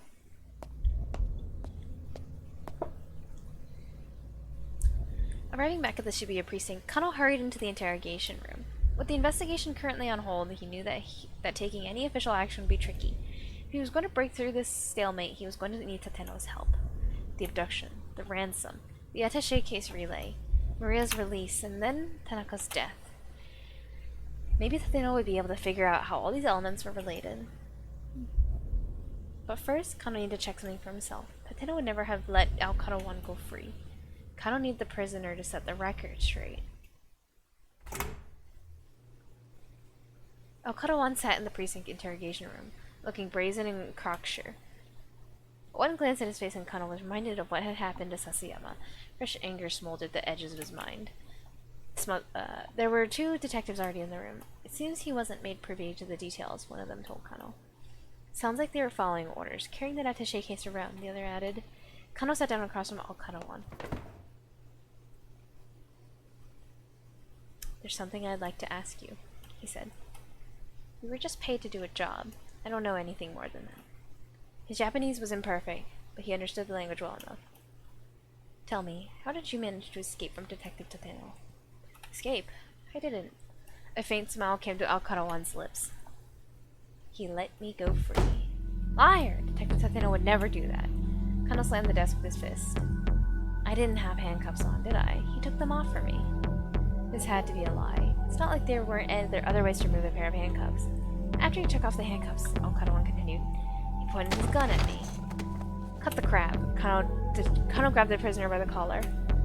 But Al-Kara-1 went on unperturbed. He kept the gun pointed at me, but he didn't pull the trigger. So that's when I ran. Why would Detective Tateno want to shoot you? Because I saw him. Saw him do what? Let me tell you something interesting, Al-Kara-1 said sardonically. There's that girl who's carrying the ransom, right? Kano pictured Hitomi, standing anxiously beside the statue of Hachiko. That guy Tateno was trying to kill her. In a fit of rage, Kano drove his fist into Al-Kara-1's face. His colleagues rushed to interpose themselves. Kano, calm down! Knocked to the floor, Al-Kara-1 gingerly fingered his split lip. And after I gave you such good info too, he grumbled. Detective Tateno was assigned to protect Hitomi Osawa, Kano shouted. You can't expect me to believe you're rubbish. He lunged around the table, ready to throw another punch, but his fellow detectives held him back. Okada-wan looked away indifferently. It's your detective tip, Tateno, you should be arresting. Not me. That girl's gonna get killed. I'm at this point where I feel Tateno's probably evil. But the motive, right, we don't know why, but he's definitely evil somehow. You need to step in line, pal, Kano bellowed. Kano! His colleague shouted, "You're the one who needs to step in line. Go and cool off for a bit."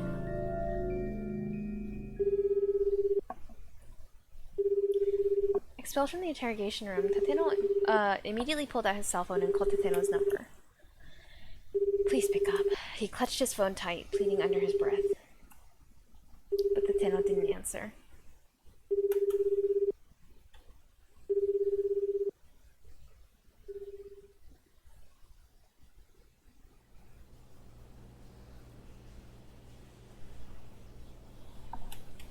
Kano sat down in a chair in the hallway in a bit of a daze. He found himself holding the present Sasayama had gotten for his wife.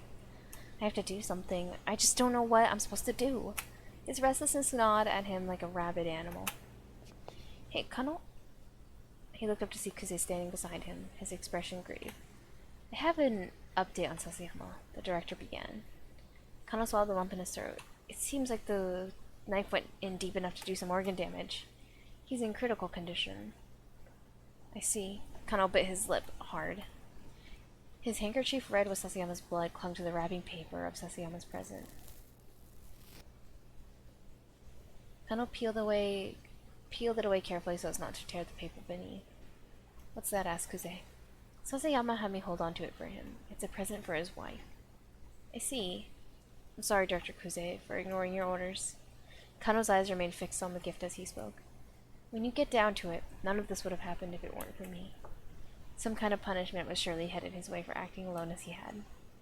He probably wasn't getting out of this one without a simple written apology." Okuze calmly shook his head. "What happened to Sasayama isn't your fault. Don't blame yourself. As far as this case goes, I've been given quite the runaround myself." There's a rare note of vulnerability in Kuze's voice. "The higher-ups have barely let any information trickle my way, but they're still ordering me around non-stop. It's a real pain in the ass." Kuze fell silent, ruminating. "Oh, Numi!" By the way, that's Kano's girlfriend's name. Numi. Kuze fell silent, ruminating. The quiet lingered between the two men for several moments before he abruptly spoke again. "Right, I'd like to get your opinion on something.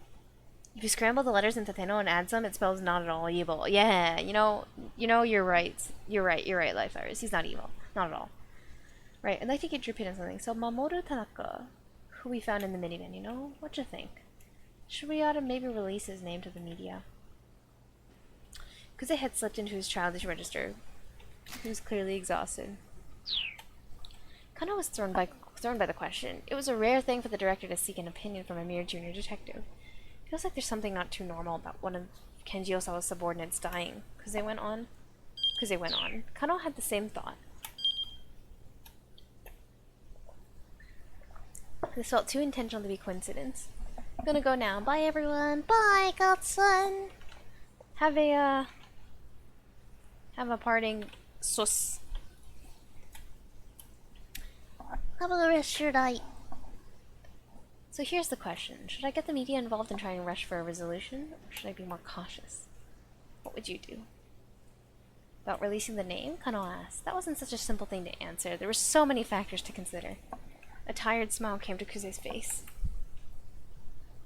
"Don't think about it so hard. This is just so I have a point of reference. Tell me what your gut says." "I think releasing the name should be alright. I think we should hold back for now."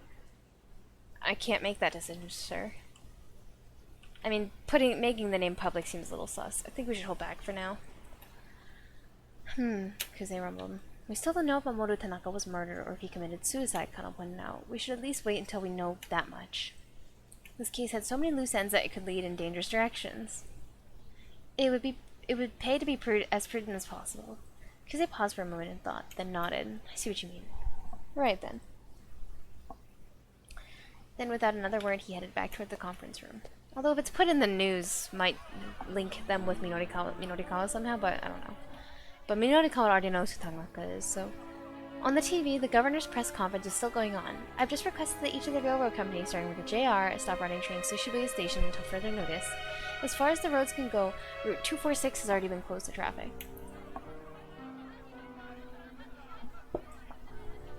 The executive looked pale as he spoke to the crowd. Is there any possibility of a bioterrorist attack? What about the people who are still in Shibuya? The reporters unleashed a barrage of questions.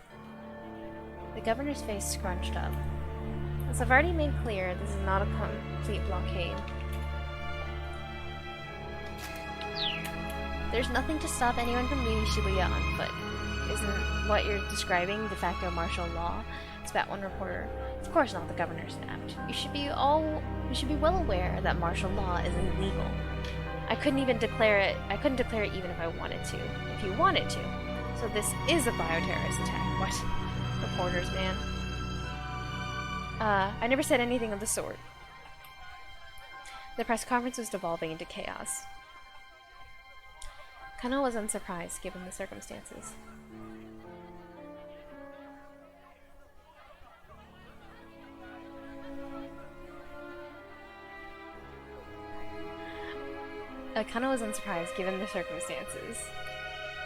Still, everyone was doing their best insofar as they knew how.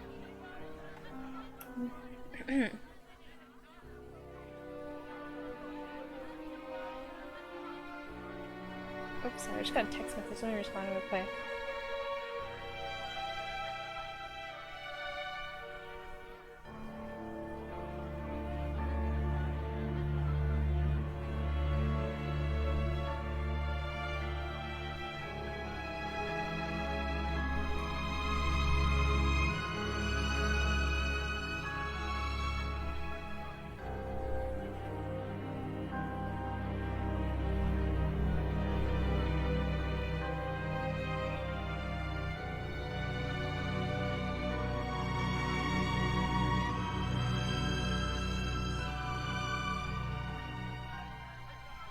Okay, sorry, I had to respond to an important text.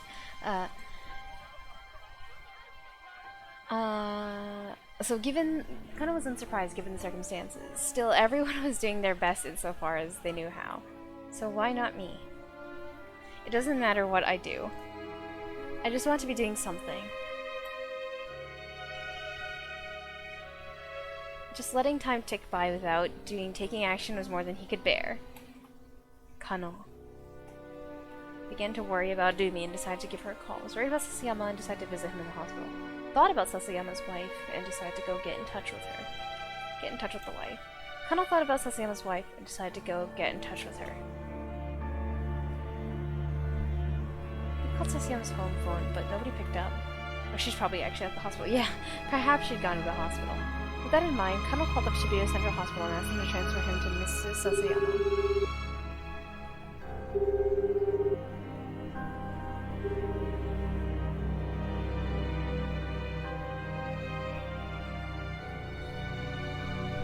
After a little while, a woman's voice came through the receiver. Yes, this is Mrs. Sasayama. Her voice was thin and reedy.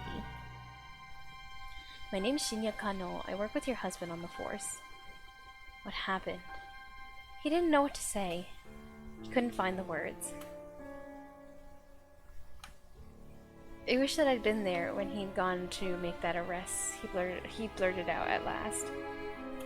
I should have tried to get there and back him up sooner. If I hadn't been too late. He trailed off, hoping he hadn't said too much. Sasayama's voice answered in her gentle, quavering voice. Thank you so much for your concern. I'm glad that my husband is lucky enough to have a colleague like you.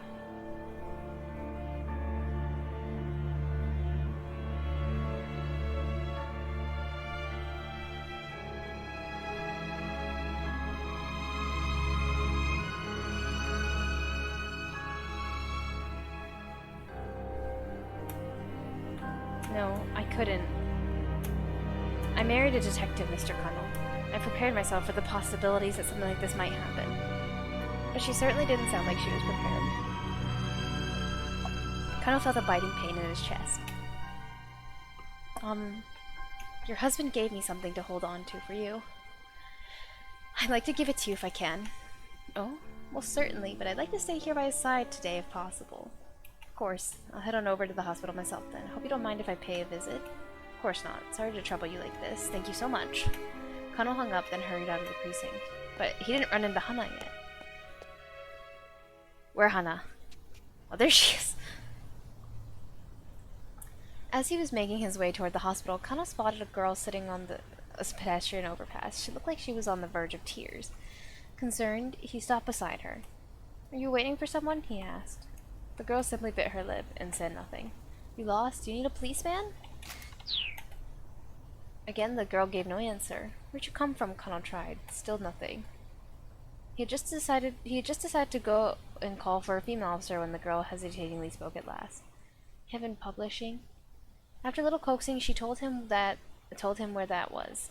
It turned out it was on the way to Shibuya Central Hospital, not too far from where they were now. Why don't I take you there then? Kano said. I'm already headed in that direction anyway. The girl seemed a bit reluctant at first, but eventually she agreed to go with Kano.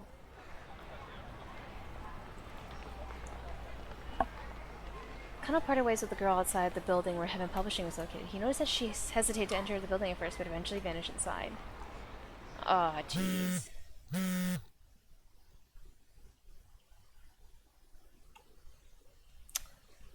I already know that this is bad for what's his face's story, Norikawa, which means I think we need to not go to the hospital, because then we need to not run into Hana. Okay, so we have to call Dumi then.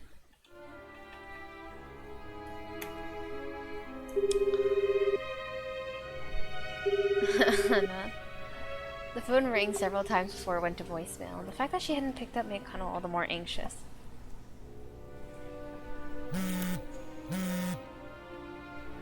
He was still staring at his phone when he got a call of his own.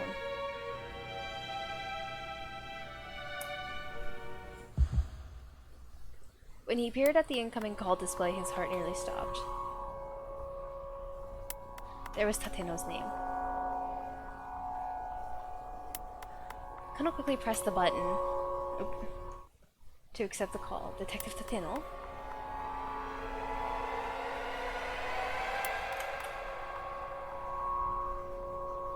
Detective Tateno, is that you?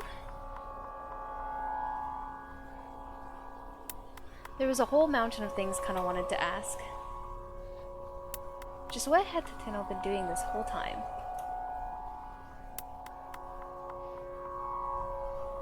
Why had he let Al-Karawan go free? And what had happened to Hitomi?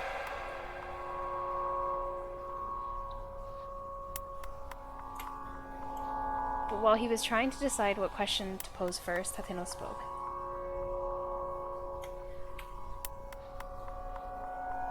I've secured Mirio Osawa. What? The word came out as a startled gasp. Detective Tateno, you have to bring her... Tateno's the guy with the cane! Oh, that's a twist! That's... Oh my god, I did not expect that at all!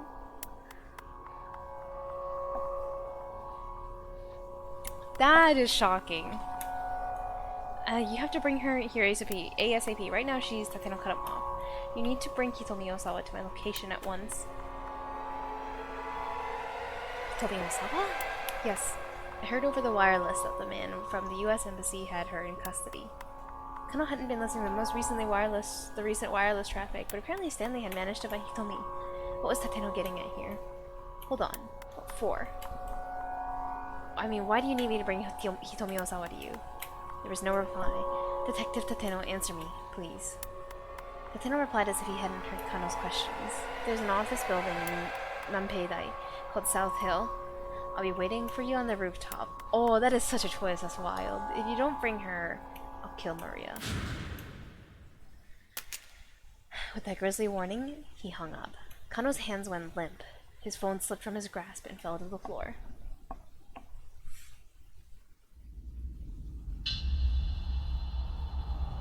Kano went to South Hill in Nanpeidai.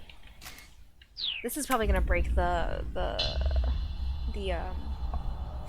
Maria keep out. He hadn't brought Hitomi as Tateno had demanded, nor had he reported the situation to Kuze. First he wanted to meet with Tateno and find out what was going on. He took the elevator to the 8th floor. After that, he had to take the stairs to the rooftop. Twisty! As he made his way up the steps, he tried to imagine what Tateno might want with Hitomi. He hadn't noticed anything suspicious about the senior detective in the lead up to the stakeout at the Scramble. Tateno had seemed like the same man Kano always revered. So why was he doing this? Kano couldn't think of a reason. Reaching the top of the staircase, he at last stepped out onto the open roof.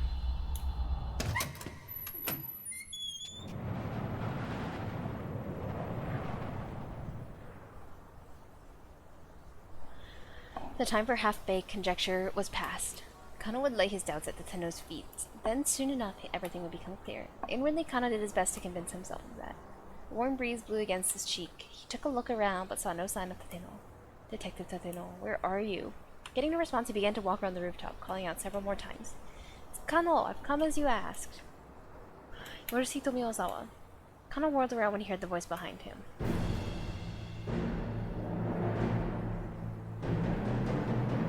Tateno stepped into view from behind a water tank. He led with him a young woman, bound and blindfolded. Why didn't you bring her here? He growled. Kano stared in shock. Detective Tateno, why are you doing this? Is that really Maria? Tateno responded by removing the young woman's blindfold. There was no doubt about it. She looked very much like Hitomi Ozawa. A surge of frustration rushed through Kano. Detective Tateno, what is the meaning of this? Kano fought to remain calm. He felt like he was on the verge of falling to pieces. Being Hitomi Ozawa and Ellen spoke up. Why? What do you need from me for? But Tateno's only answer was an icy stare. This isn't like you. It's so weird. The Tateno I know. You know? I don't know. What do you know about me? I know what sort of detective you are, sir, because I modeled myself after you for my whole career. The older man the treasure remained stony. Don't you remember, Kano went on. At times when you risked your life...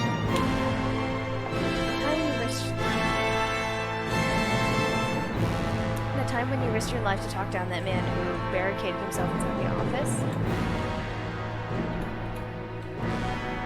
Ever since then, you've been my...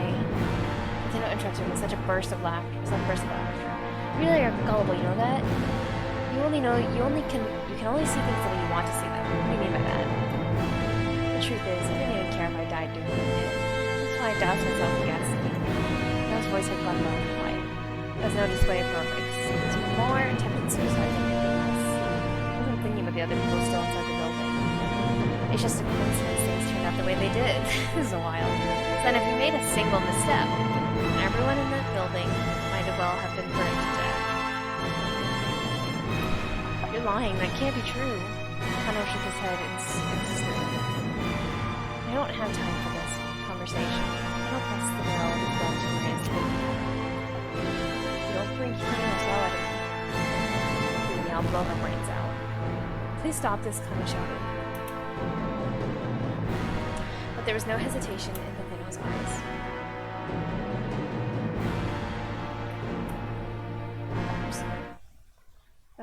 He looked like he really would shoot Maria if Kano didn't do his best.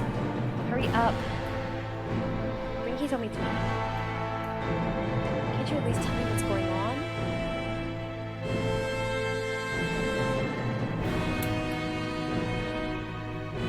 Go now, or so help me, I'll shoot.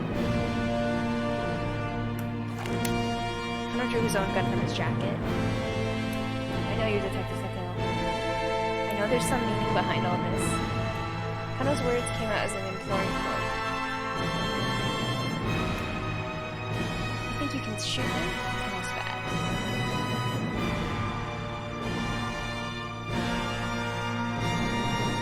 What? My monitor keeps saying it's... Okay, stream is still alive, but my monitor just went black.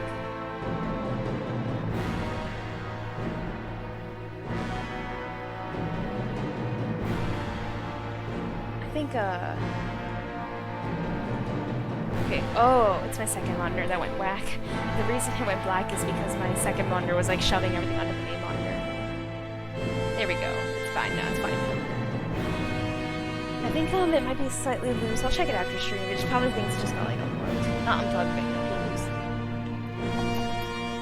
Letting Al-Karawako free. Taking Maria hostage. This has to mean something. Sweat made Kano's hands slip where he clutched his gun. So tense. Ah! I asked you if you think you can shoot. I've always looked up to you. You're the sort of detective I wanted to become. You gonna begin to blur as tears welled in his eyes. Shoot me, Kano. I can. Bang! Even as he cried, Kano stood resolutely doing his best to stare down the older man. He pointed his gun at Tateno's forehead. Suddenly, the piercing stare vanished from the other detective's eyes.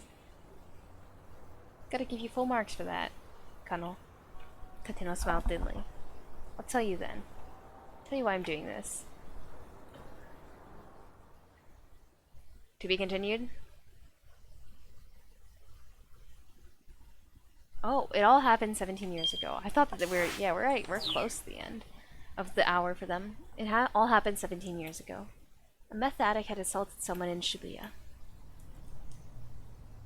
Tateno was questioning people around the Dokanzaka area in search of the perp.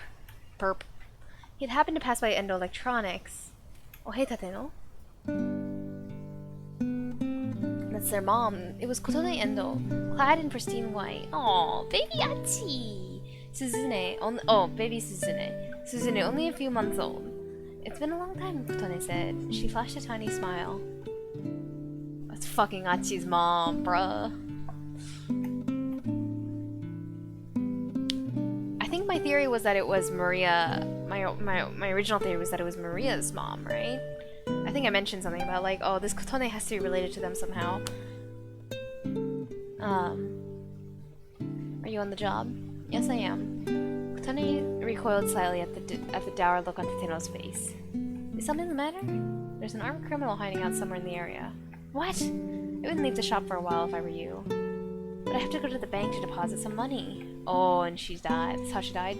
Surely you can have Daisuke do it. He's away on a repair job and hasn't come back yet. Tateno let out a one-note sigh. I see Daisuke still does things his own way. Alright, let me escort you to the bank. You mean it? I'd feel a lot safer having you with me. Kotone flashed him a smile so wide that Tateno thought he might lose himself in it. I mean, that girl, she looks like Maria and Hitomi. Like, kinda looks like them, honestly. Tateno, Kotone, and Daisuke were childhood friends and had gone to school together through high school. Tateno and Daisuke were always clowning around together. Kotone was always there alongside them, laughing. All babies look like boys, but all babies start as girls. Sample the nerd. It had been quite some time since he had gotten to walk along Dokanzaka with Kotone. How have you been lately? Well, with the newborn to look after, it's been pretty hectic, but there's never a dull moment. Things have been good. Glad to hear it. Kotone was always as bright as a sunflower. Sometimes, Tateno managed to convince himself that just the sight of her was enough. Outside the bank, Kotone held Suzune out to him. Tateno received the baby with an anxious frown. What's with the face? I'm not good with babies. I haven't held one very often. They'll be fine, don't worry. Just hold on to her for a minute while I take care of things inside. Alright. He held the baby gingerly, like it was a bomb that might explode at any moment. Kotone chuckled softly. Suzune stirred and squirmed in Tateno's arms. She kind of has Kotone's eyes, he thought. It was strange, the sensation of holding a child. She was so soft and light, yet a real and responsive presence. The faint warmth of her body warmed Tateno inwardly in return.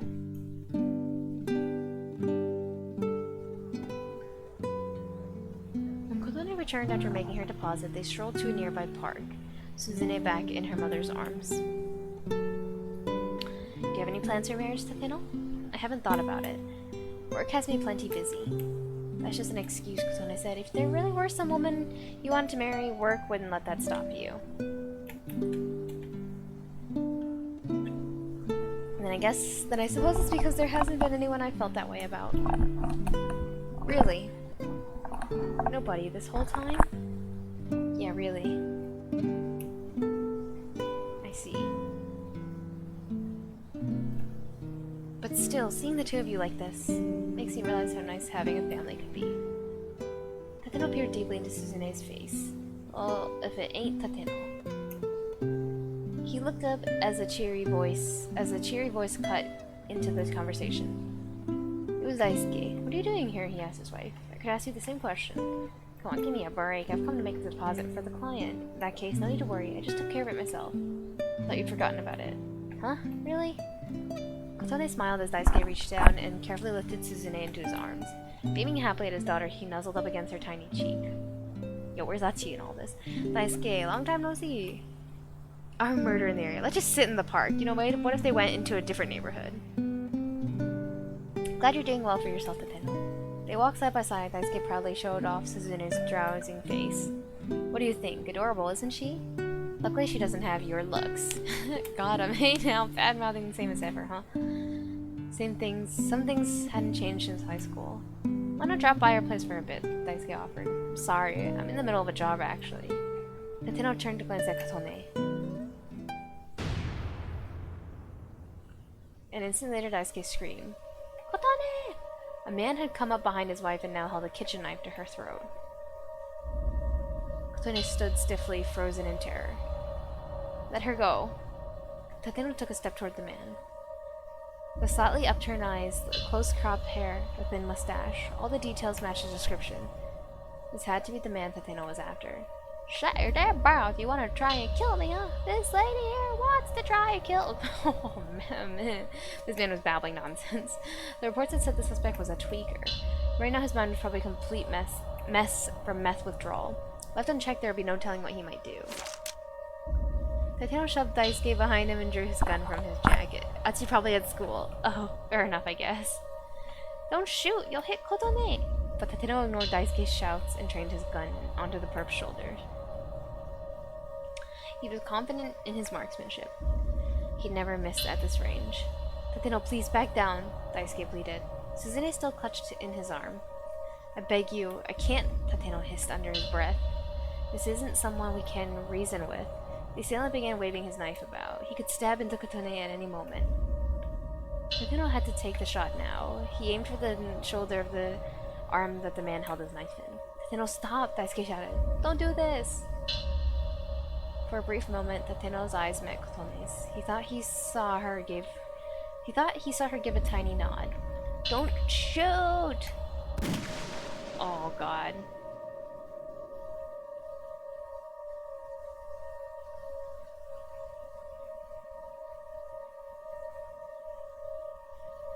Something's gonna hit her. She's gonna die right here, right now. Yeah. He's like, bruh, I landed the shot and she's still dead.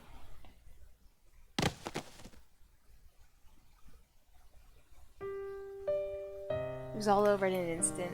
By the time Tateno had the perp subdued, Kotone's white shirt was soaked through with red. With Kotone's death, so too died Tateno's heart. Whatever feelings had lived inside him had reduced to cinders, leaving only a never-ending need to atone.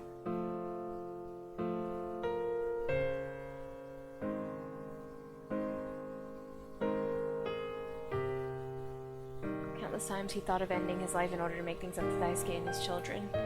The only reason he didn't go through with it was that he knew death would be the easy way out, and so he stayed on as a detective. He would carry the weight of his sins with him for as long as he lived. This was the sentence Tateno gave himself.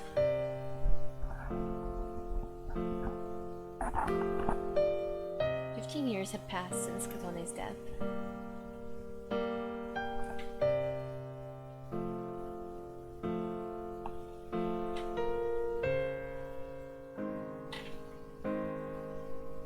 For the first time, Tateno had gone to visit her grave. He was standing by the grave marker with his hands clasped when someone called out to him from behind. Excuse me. A slender young girl stood there, flowers in hand.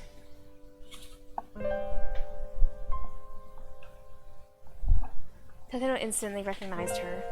Suzune. She looked just like Kotone had back in her high school days. Did you know my mother? She asked. Ah, yes. We were classmates a long time ago, but I thought Suzune's always been sick. What the heck? Or did she only recently get sick? I don't remember. Really, thank you so much for coming. Suzune gave a slight bow. Then gazed up at Tateno with her big bright eyes. You two. You look just like her. Tateno struggled to hold back the tears. He felt as if Kotone stood before him. My father tells me the same thing, all the time. I'm sure once you're all grown up, you'll be just as beautiful as she was. A forlorn smile came to Suzune's face. Once I'm grown up? Well, I don't think that's gonna happen. I guess I really do have a lot in common with my mother, including the part where I'm gonna die young. That's so morbid. Don't be ridiculous, Tateno exclaimed.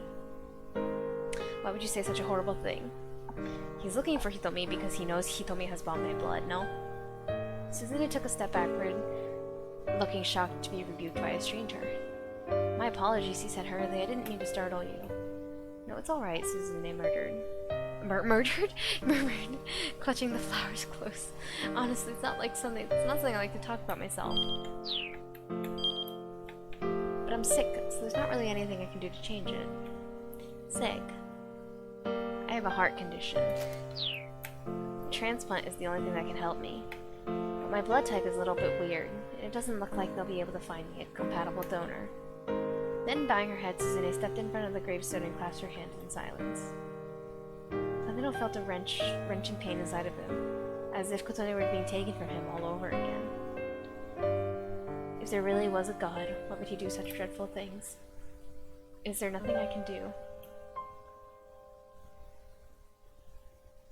He nearly lamented aloud. I'll do anything, Suzune. I'll do whatever I have to do in order to save you. Tateno clenched his fists and stared at the grave. Tell me, Kotone, what can I possibly do for your daughter? Please tell me. Please.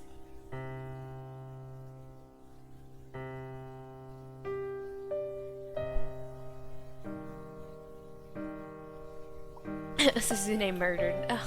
Dead. And so the months rolled on. Everything changed just after 10 o'clock that morning.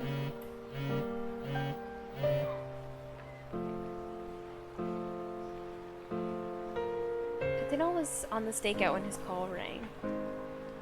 When his cell rang, not call. I'm starting to not be able to read. He glanced at the call display and saw Daisuke Endo's name.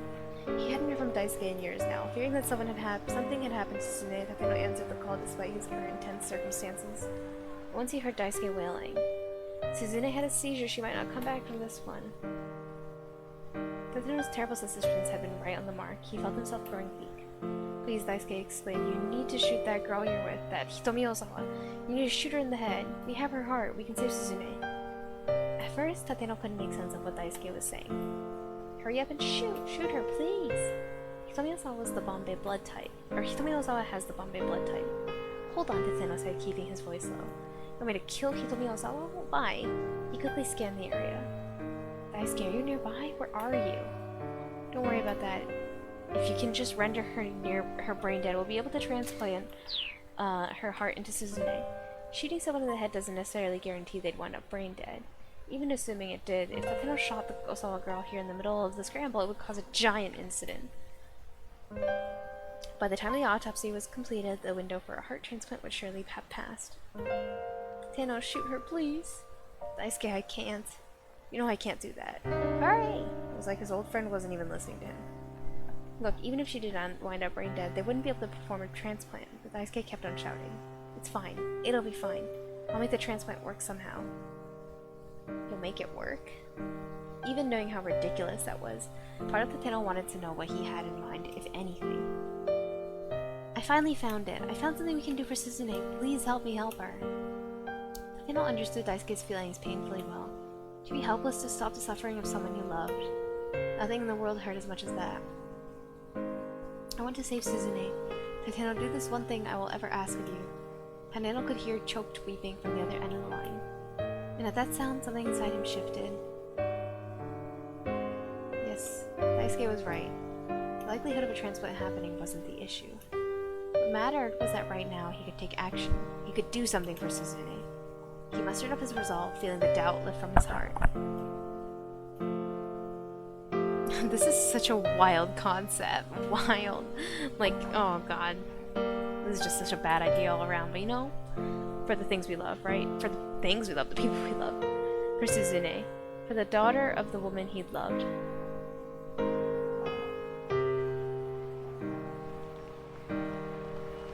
Baffling. Is that better? I'm agreeing with you. Oh, yeesh, you guys are pointing guns at each other now. Tateno checked the gun tucked inside his jacket. Then he slowly began making his way through the crowd toward Hitomi.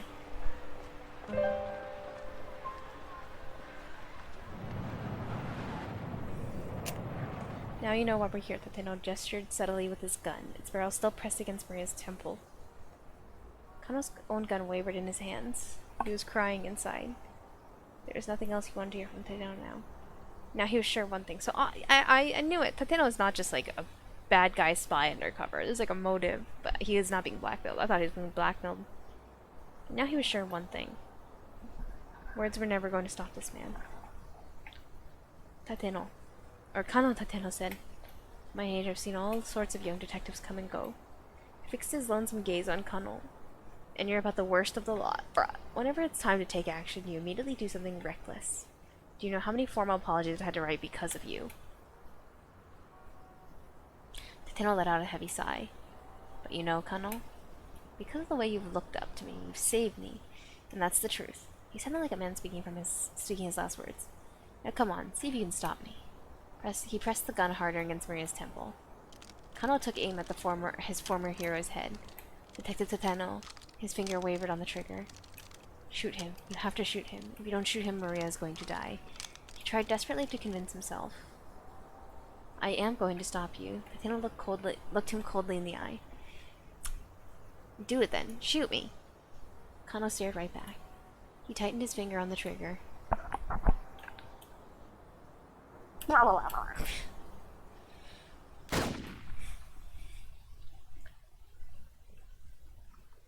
Who shot? I think Kano did shoot, but he didn't shoot Tateno. He shot at the ground or shot at the sky or something.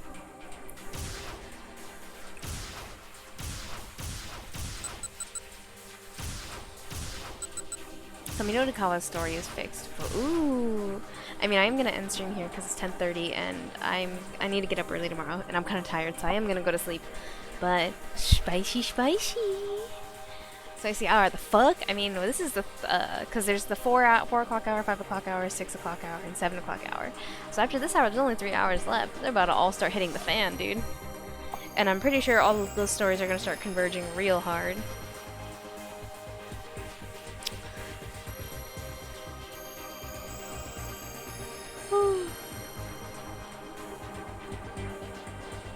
Excuse me. But anyways, I'm gonna end on a cliffhanger, and sadly there will not be another Shibuya stream for 2 weeks, so it is a spicy cliffhanger indeed. You know what, I'll try and find time to sneak in a stream this week if I can. Maybe Wednesday, but, cause, you know, can't leave it like this much of a cliffhanger, but wow, rude, I'm sorry. But yeah. I'm so busy this week, and then I'm out of town Friday through next Thursday, because I'll be going home to see my parents for the American Father's Day, and then next time I come back, we'll be back on Saturday streams, but we'll be playing Birth by Sleep. Sorry, lads. But my jimmies are rustled. Your jimmies know the ending of this game, XD. But anyways, yeah, I'm tired. I need to go wash some dishes. I forgot to wash the bowl that I ate, like, cause I had like a fruit and yogurt for dessert, and I forgot to wash that, like finish washing it. And I'm gonna go brush my teeth after that, crawl into bed, all comfy. I washed my sheets today, so they're nice and clean.